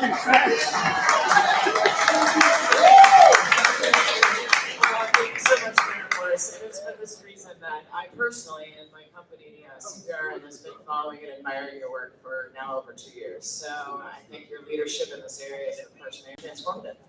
So I'll move into the first question. I'd like to ask each of their speakers some thoughts about the emerging cannabis industry and what innovations have been done or could be done to improve local communities, either through economic development or workforce development. Anybody want to start? So at INSA, from the beginning, we've always appreciated the amount of PR and attention that we received just for existing. So we always thought it was our responsibility to share some of that spotlight with the local businesses around us, especially in the city of East Hampton. So since the beginning, we've had our staff make sure that they are informing our clientele that come in. We've created some brochures that we give out, highlighting the other businesses in our mill district, startups as well. We have a great flow therapy business as well. We've also helped to mentor a couple startup cannabis businesses as well in neighboring towns that we're helping to get off the ground as well. Also, in terms of who we purchase from and contract with, we always try to stay local as well. So when we were building out our first dispensary in East Hampton, pretty much every contractor that we use are from the same mill that we're in. We always try to use those local contractors as much as possible and purchase from our local hydroponic store. Just to give back, we always have local artists in all of our dispensaries. Right now, we're working with a group that provides art that's made from individuals who are homeless at the time. In terms of workforce development, I think something that we all know about the jobs that we create. We're really proud about the 120 jobs that we've created here in Western Massachusetts. But I think a little bit that's overlooked is the individuals that we are hiring. A lot are very young individuals. Some don't have many options for other employment. And so we welcome those individuals and help train them up so that they can be successful. Even if they leave INSA, they'll have a resume to back up what they've done with us. Don't really belong anywhere else. I feel that way. But it's a great community, it's a great industry where, I know I can speak for INSA, we don't care what you look like. We don't care your background, we don't care about your race, your sexual orientation.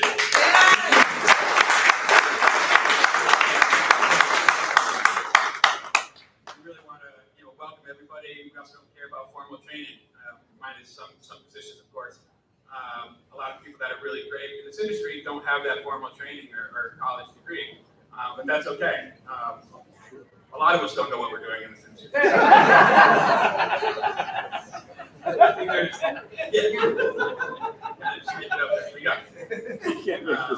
and I don't think there's a lot of industries out there that can say that have packaging. We all have to work together. It's all one cohesive model that has to work together. So it's a beautiful thing to see people from all these different backgrounds working for this common goal who are just so passionate. So while we don't really care so much about the backgrounds, we do care about passion, we care about heart, and we care about hard work. And a lot of people come in and that's what they give us. So we have fun, but they also learn that with hard work comes success. And that's the message we try to get across to our staff. We also love the fact that we promote from started at a lower rank within our company and work their way up. So on-the-job training, live as you, or learn as you live kind of training. We're now being managed and directed by people that started from the bottom and now are heading up departments.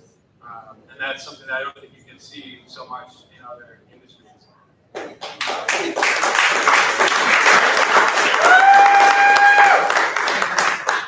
So they might not have had the resume to go get a better job before they started working with us. Now they can say, as a team lead, as a department lead, I managed 20 people. And that's great. So we'd love them to stay with us forever. But I can sleep good at night knowing that our staff is now well trained to go out and further their careers, no matter what path they take. Thank you, Mark. I have to give a shout out to Mark because we've worked together for quite a while now, and I'd like to give a big thanks to INSA for being a study partner on both our previous study and the veteran study. I really appreciate that. Appreciate all of our study partners, but he's also from this study. You're from this area, so also a young entrepreneur yourself. So Mayor LaChapelle, there's been some very exciting. Yes, Mark is born and raised in East Hampton, just like his father.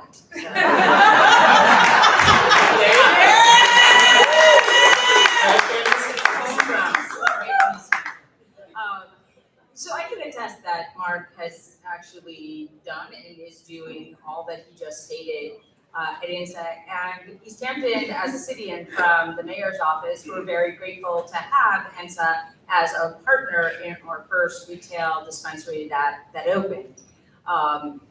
That said, social equity and the issues the panel before us tackled, as well as who is represented and who is not represented in the industry, unfortunately, is not that much different than other industries. So I take, as I sit on this panel as a woman, and not seeing other women on this panel, I have to think this is not just about cannabis and social equity in cannabis, but I think there's an opportunity in cannabis to change that.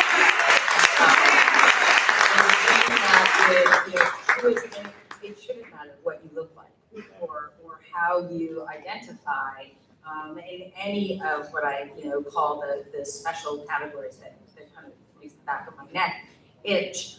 And in East Hampton, what we try to do on a local level, and while I'm getting better in my first year of service as mayor, taking more person credit, I really need to hand the credit to my city council, who started 2 years ago and really just got it and worked so hard on an ordinance that not only was as inclusive as possible with the regulation as we knew them then and has monkeyed with them a little during the process, but also put placemakers in there for social consumption, for delivery, to think about that. And I think of my East Hampton residents in the audience who are a big part of that, and the public participation was huge in all of those public hearings. That said, we again are very fortunate that the dispensary that got through the juggernaut of becoming an open retail dispensary is open to all of the ideas and issues and concerns I have with the industry. And it's a very open public partner and a local partner.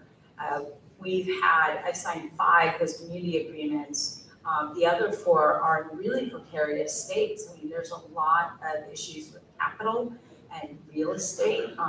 Meg from Colorado and I just had a very fascinating conversation. It is ludicrous to me that you tie something that could be life-changing, economically life-changing, not only for the owners, but the employees in the community, to a piece of real estate. I mean, if you really want to go back to colonial America and capitalism, isn't it about land? And who was growing on that land and who was not in the business when I was young, and what I saw in the security industry, and even what I see as a mayor, and what is kind of infused in our laws. I'm getting it, yeah. All due respect to cannabis, just not my thing. But I'll say a good minded on the cannabis, ordinances and going forward with that. It's very exciting. For me, it is a launching pad though to get into other industries and side industries and keep those doors open. I think many of you in this room, whether I know you or not, it is one thing to kick a door open and to keep it open. I think it's another to be able to start a foundation and be resolute that that foundation can be built and really include everyone. And this is the promise of cannabis, quite honestly.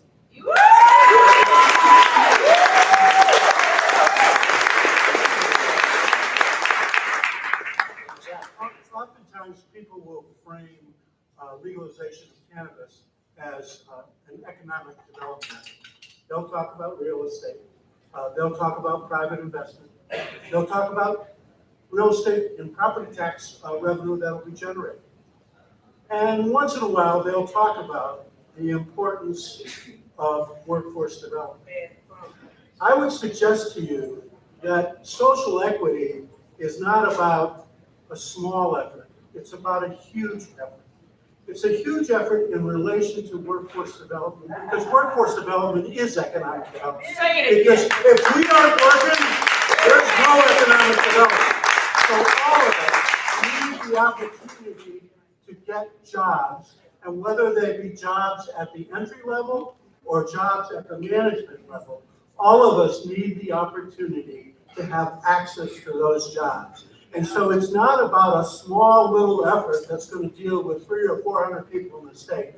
It's about dealing with thousands of people in Western Massachusetts that are unemployed. Whether you go from Greenfield,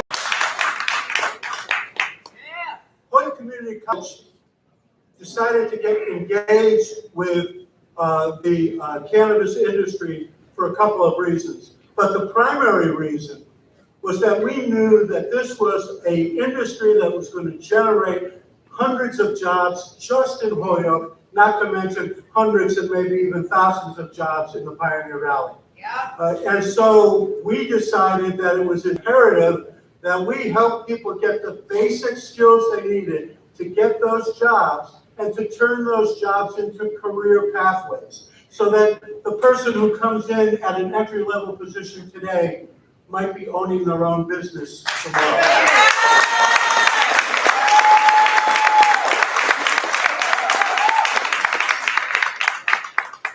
I will tell you personally, I know absolutely nothing about the cannabis industry.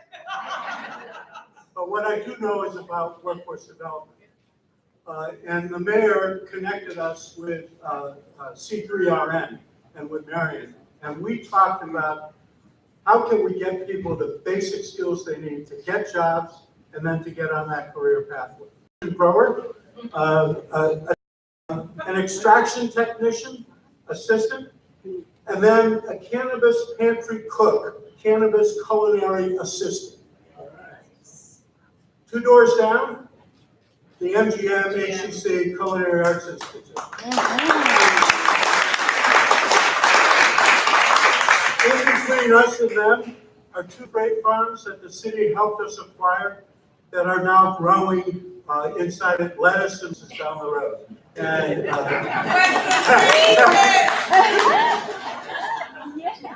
yeah, slowly.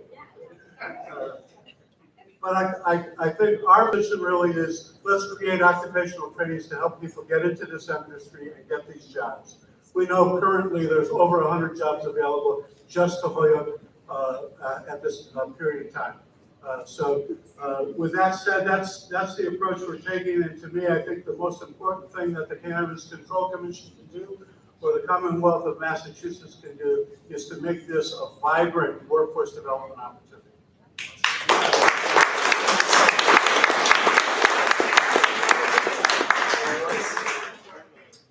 The problem with being fourth on the panel is that everyone else already said all the good stuff. I do really want to thank Jeff and the community college for being a community college really on taking a leadership position on developing training programs for this industry in particular. And I think it's very cool that it's happening here in Holyoke and happening here in Western Massachusetts. And I know students from all across Western Mass, all different counties make up the students at Holyoke Community College. And Jeff had mentioned the partnership at the Culinary Institute on the corner of Race Street and Appleton Street, and the Freight Farms program. I'm glad Jeff mentioned it. Now I have permission to talk about it a little bit. But that was a great partnership between the city using community development block grant funds for workforce development.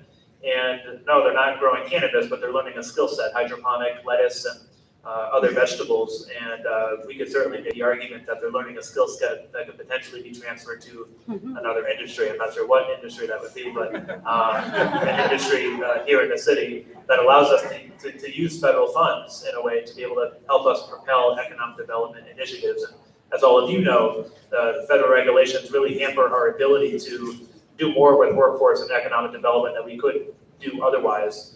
We're home to Mass Hire Holyoke, which is the one-stop career centers across the Commonwealth. And they typically are the agencies that we go to connect those who are job seekers with employers in our community doing job development. And those organizations are barred from being involved in these citywide conversations altogether. And so the natural entry point where employees would typically go, they can't have those conversations with career counselors to connect them to industry jobs in the city. And so what we're doing in the city now is working with a private website developer, not just for the cannabis industry, but inspired in large part by the cannabis industry. This Work Holyoke concept, where if you're looking for a job in the cannabis industry, you go to workholyoke.com, and it has all of the available positions and workforce development opportunities in the industry here at Holyoke in particular. And the city really wants to play a proactive role in working with the industry to identify those opportunities, and then working with our partners here on stage to make sure we can identify that talent and connect them with those open opportunities. And then in the meantime, how do we also focusing on, yes, folks want jobs, but there's also barriers to employment for many young people in our community. And so, GTI Rise in many ways was a model for helping sponsor expungement fairs here in the city, where hundreds of young people came out to get their quarries expunged to make sure that they had opportunity to enter this industry. And we had a partnership with the Chamber of Commerce, who has been pretty embracing of the industry as well, to make sure we were educating the employer base here in the city as to what you can and cannot do, seeing this as sort of a continuation and not necessarily closing your doors to talk about this as an economic development opportunity. So I think there's a lot more that we can do, but there is a lot of great progress that is happening here at the local level. And I know other folks talked about zoning and whatnot, and I would also just add, semi-related is, and Mayor Lash, the sign is up, right? Yeah. And when I say that, I mean, I think there's been great work from the administration. I'm a little biased on that, but I think we need better partnership in terms of legislation to expand the zoning in Holyoke in which a dispensary in particular can go. And so right now, the city council passed legislation that allows it in the industrial general zone only, which fortunately encompasses the Canal District and the Innovation District, but by and large prevents dispensaries from happening even up on High Street, Northampton Street, other retail centers in the community. And so I would ask those folks in the room, particularly those invested here in the city, to talk to your city councilor about amending the ordinance that would make this more encompassing, more progressive, more inclusive for folks in the city. I think that's an important conversation to have. I mean, we're doing the best with the regulations we have. And we're using our authority in the administration as much as we can to include people in the industry. But we'd be able to do a lot more, make more of an impact if we had more expansive zoning in the community as well.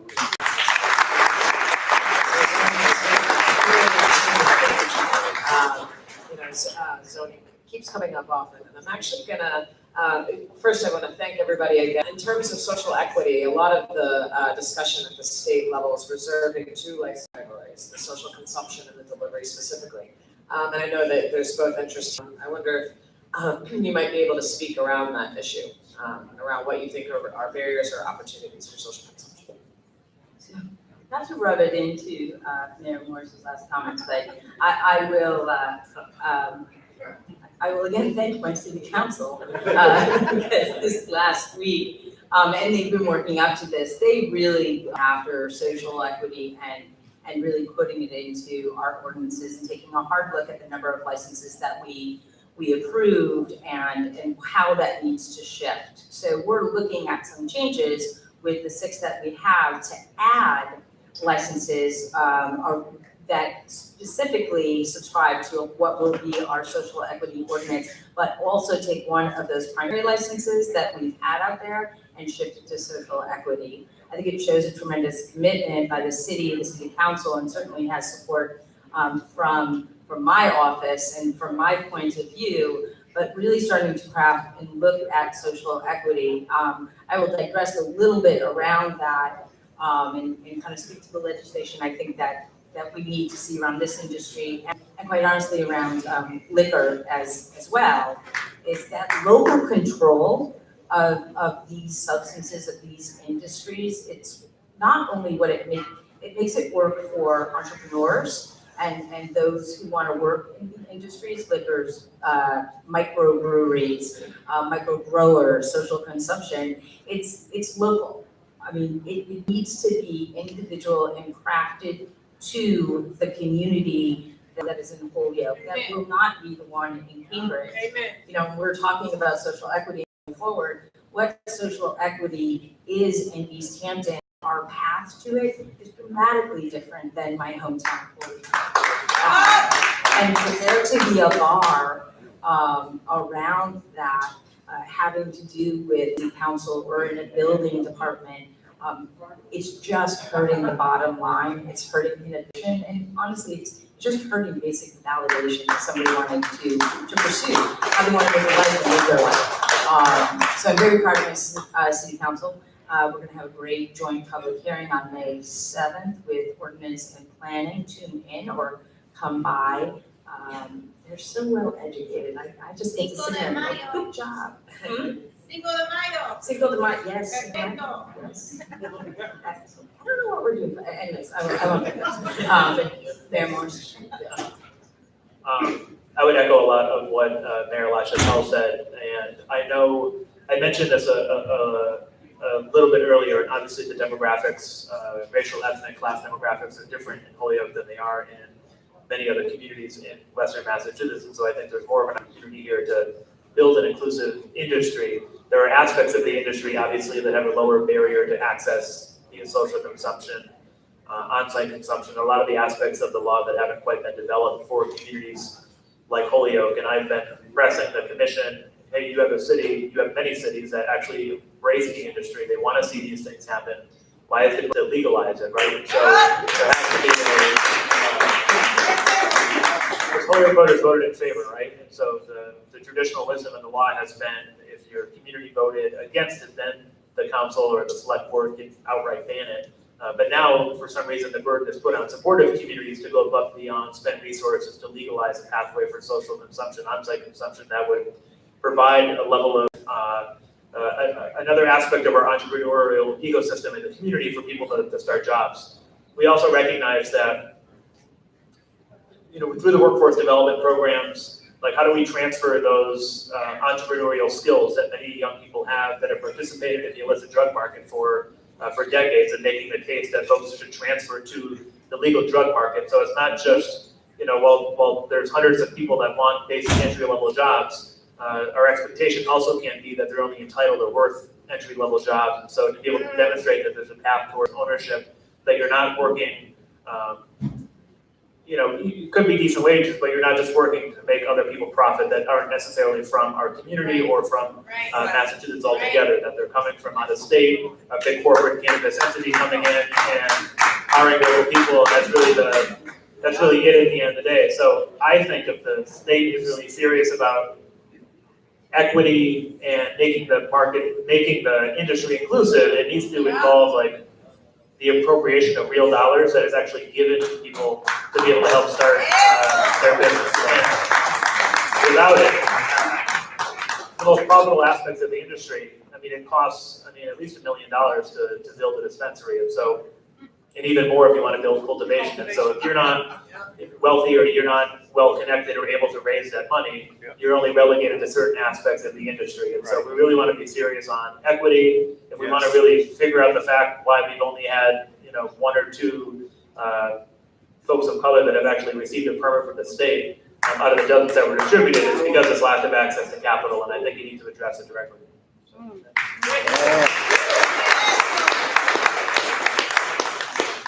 We're moving a little off love of our time, but I hope that people are okay to hang around for a little bit. Would love to have a little bit of time for some cancer, if that's okay. All right, so we'll take one from the audience. Yep. My name is Nick Sanders. I have the absolute privilege to have a criminal license right across the canal, right here in Holyoke. Kevin Bridges is committed to Holyoke and doing the right things here, and we're excited to be here. My number one question for the panel, or actually maybe a suggestion, with the hardest thing being for equity, for minority, for women, or for veteran businesses, the hardest aspect of this entire deal is access to capital. And the challenge is, without that license in your hot little hand, it is next to impossible to raise dollars that make sense for me as an owner to preserve my equity. So we need to flip it. And if it's a legislative fix, then let's do it. But it also requires communities and progressive mayors like the two on this very panel, which is so grateful to know. Exactly what Mayor Marsh just commented on was the difficulty. Yeah, I mean, you're spot on, and a lot of it, unfortunately, is at the state level in terms of, you need the law is clear about needing an address. But I will say, we have people that come in the morning that are new and say we want a host community agreement, and within an hour they have an executed host community agreement. We're not asking for a down payment. We're not asking for a deposit, because the process is so burdensome on the state level. You can get to the state process. We want you here. So we don't want to add another layer of burden on the local level in terms of accessing HCA. You need that to move forward. So very easy to get it in the city of Holyoke. It's consistent, and everyone's treated the same in that sense. So.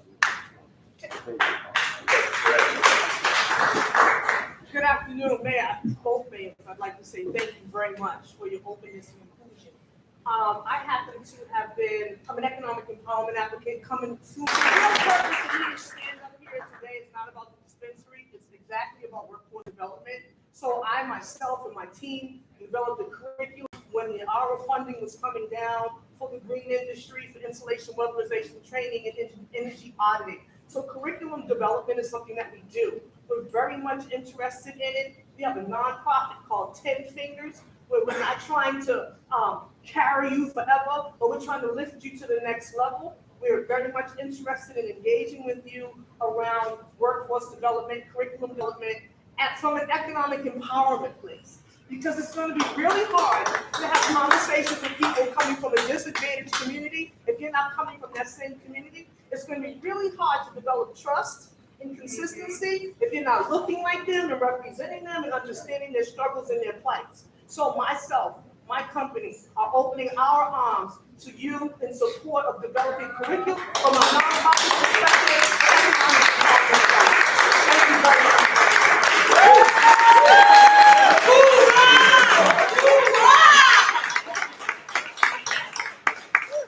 I'll give you my card. Thank you very much. Take one more question. Back then, is that she? Yep. Hi. My question is specific to the mayors on the table, but feel free, or on the panel. I'm Shakia Scott from the Cannabis Control Commission. I'm going to piggyback off of Kyle's earlier question to the other panel. There is a lot of shift right now in policing of cannabis.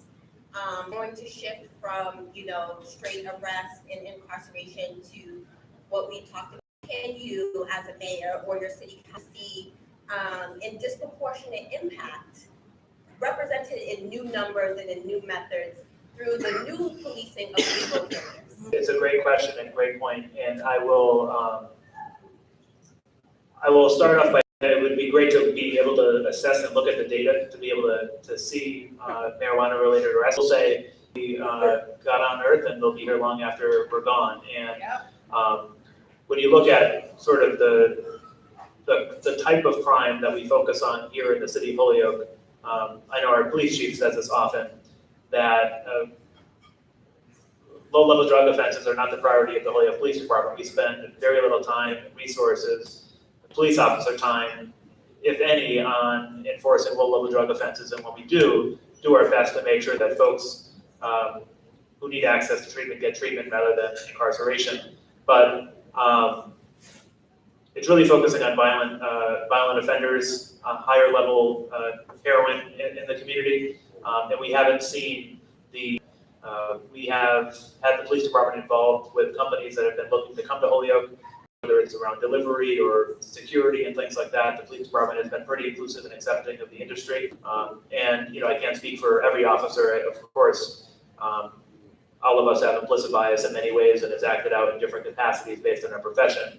But we'd love to replicate if there's models or curriculum or language or things we can do directly with the police department to make sure that we're not coming up against those challenges. So I would, this is a great example of just the difference because of a couple of other reasons. When I took office in January 2018, soon after, I invited the Department of Justice into our city to take a look about how we actually relate to each other, how we don't relate. East Hampton is 93.6% white. And about 2.5 years ago at our high school, which is about 70% white, we had some really serious issues. And really, probably not surprising to many in this room, those issues were not contained to the 542 children who go to our high school. It's way past that. So Department of Justice came in, we did a site-based resolution process with the police department, and our police chief with Department of Justice and myself kind of created a wider net of community liaisons in every part of our community, whether that's veterans or in the schools, whether that is with domestic violence survivors or those who I created about 6 or 7 months ago. And cannabis came up. And what the issue is that in East Hampton, we all know how we look, right? I mean, 93%, maybe somebody has a really good tan, but, that's the truth. I mean, that's just what it is. Yeah, I mean, so all of a sudden, there was this fear, and you could hear it, like there's, other people are going to come over the mountain. And I love to say, I came over the mountain and you're elected mayor, but it's different, But to have that, cannabis has brought up some really tough conversations in my city that aren't gonna go away. And if things go well, and they're going better and better every day, that East Hampton won't look so much the same. And that's okay, and this industry is bringing that, but the conversation is really, they're brutal. I mean, super tough. Hi, Diana, how are you? But we're working on it. And then, expanding that into businesses and ownership and people who work and making sure that when Mayor Morse hires all of Jeff's graduates, that they come in and they can work, in East Hampton and feel welcome and valued. I certainly know they do at INSA, but getting them to and from, it's a tough conversation and a stigma, which is, it's heartbreaking.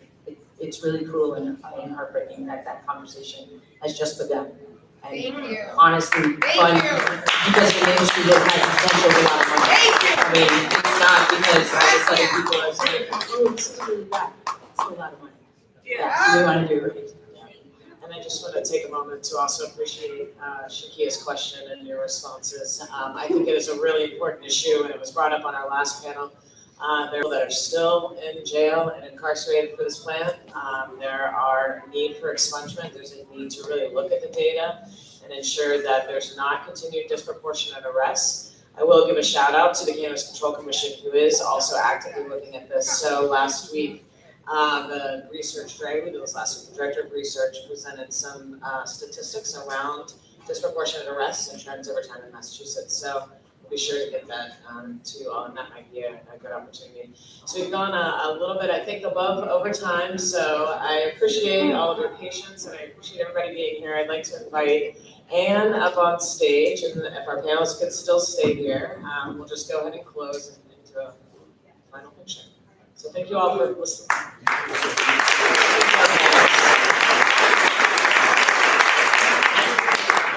Okay, so in closing, I'd like to share a quote by Margaret Mead. If we are to achieve richer culture, rich in contrasting values, We must recognize the whole gamut of human, to acknowledge those who have also served our country, our local communities. We'd like to also thank our volunteers, Michael here, Different Leaf, and Tyler here, AV Tech, and Sister Karen over here to my left. On behalf, we'd also like to thank our keynote speakers, our video messengers, and our panel speakers, as well as Gateway City Arts. And on behalf of our partnered organizations, our study partners, sponsors, and volunteer staff, we thank you all for making time to join us here this Thursday evening. It's been our pleasure to host this event. Thank you.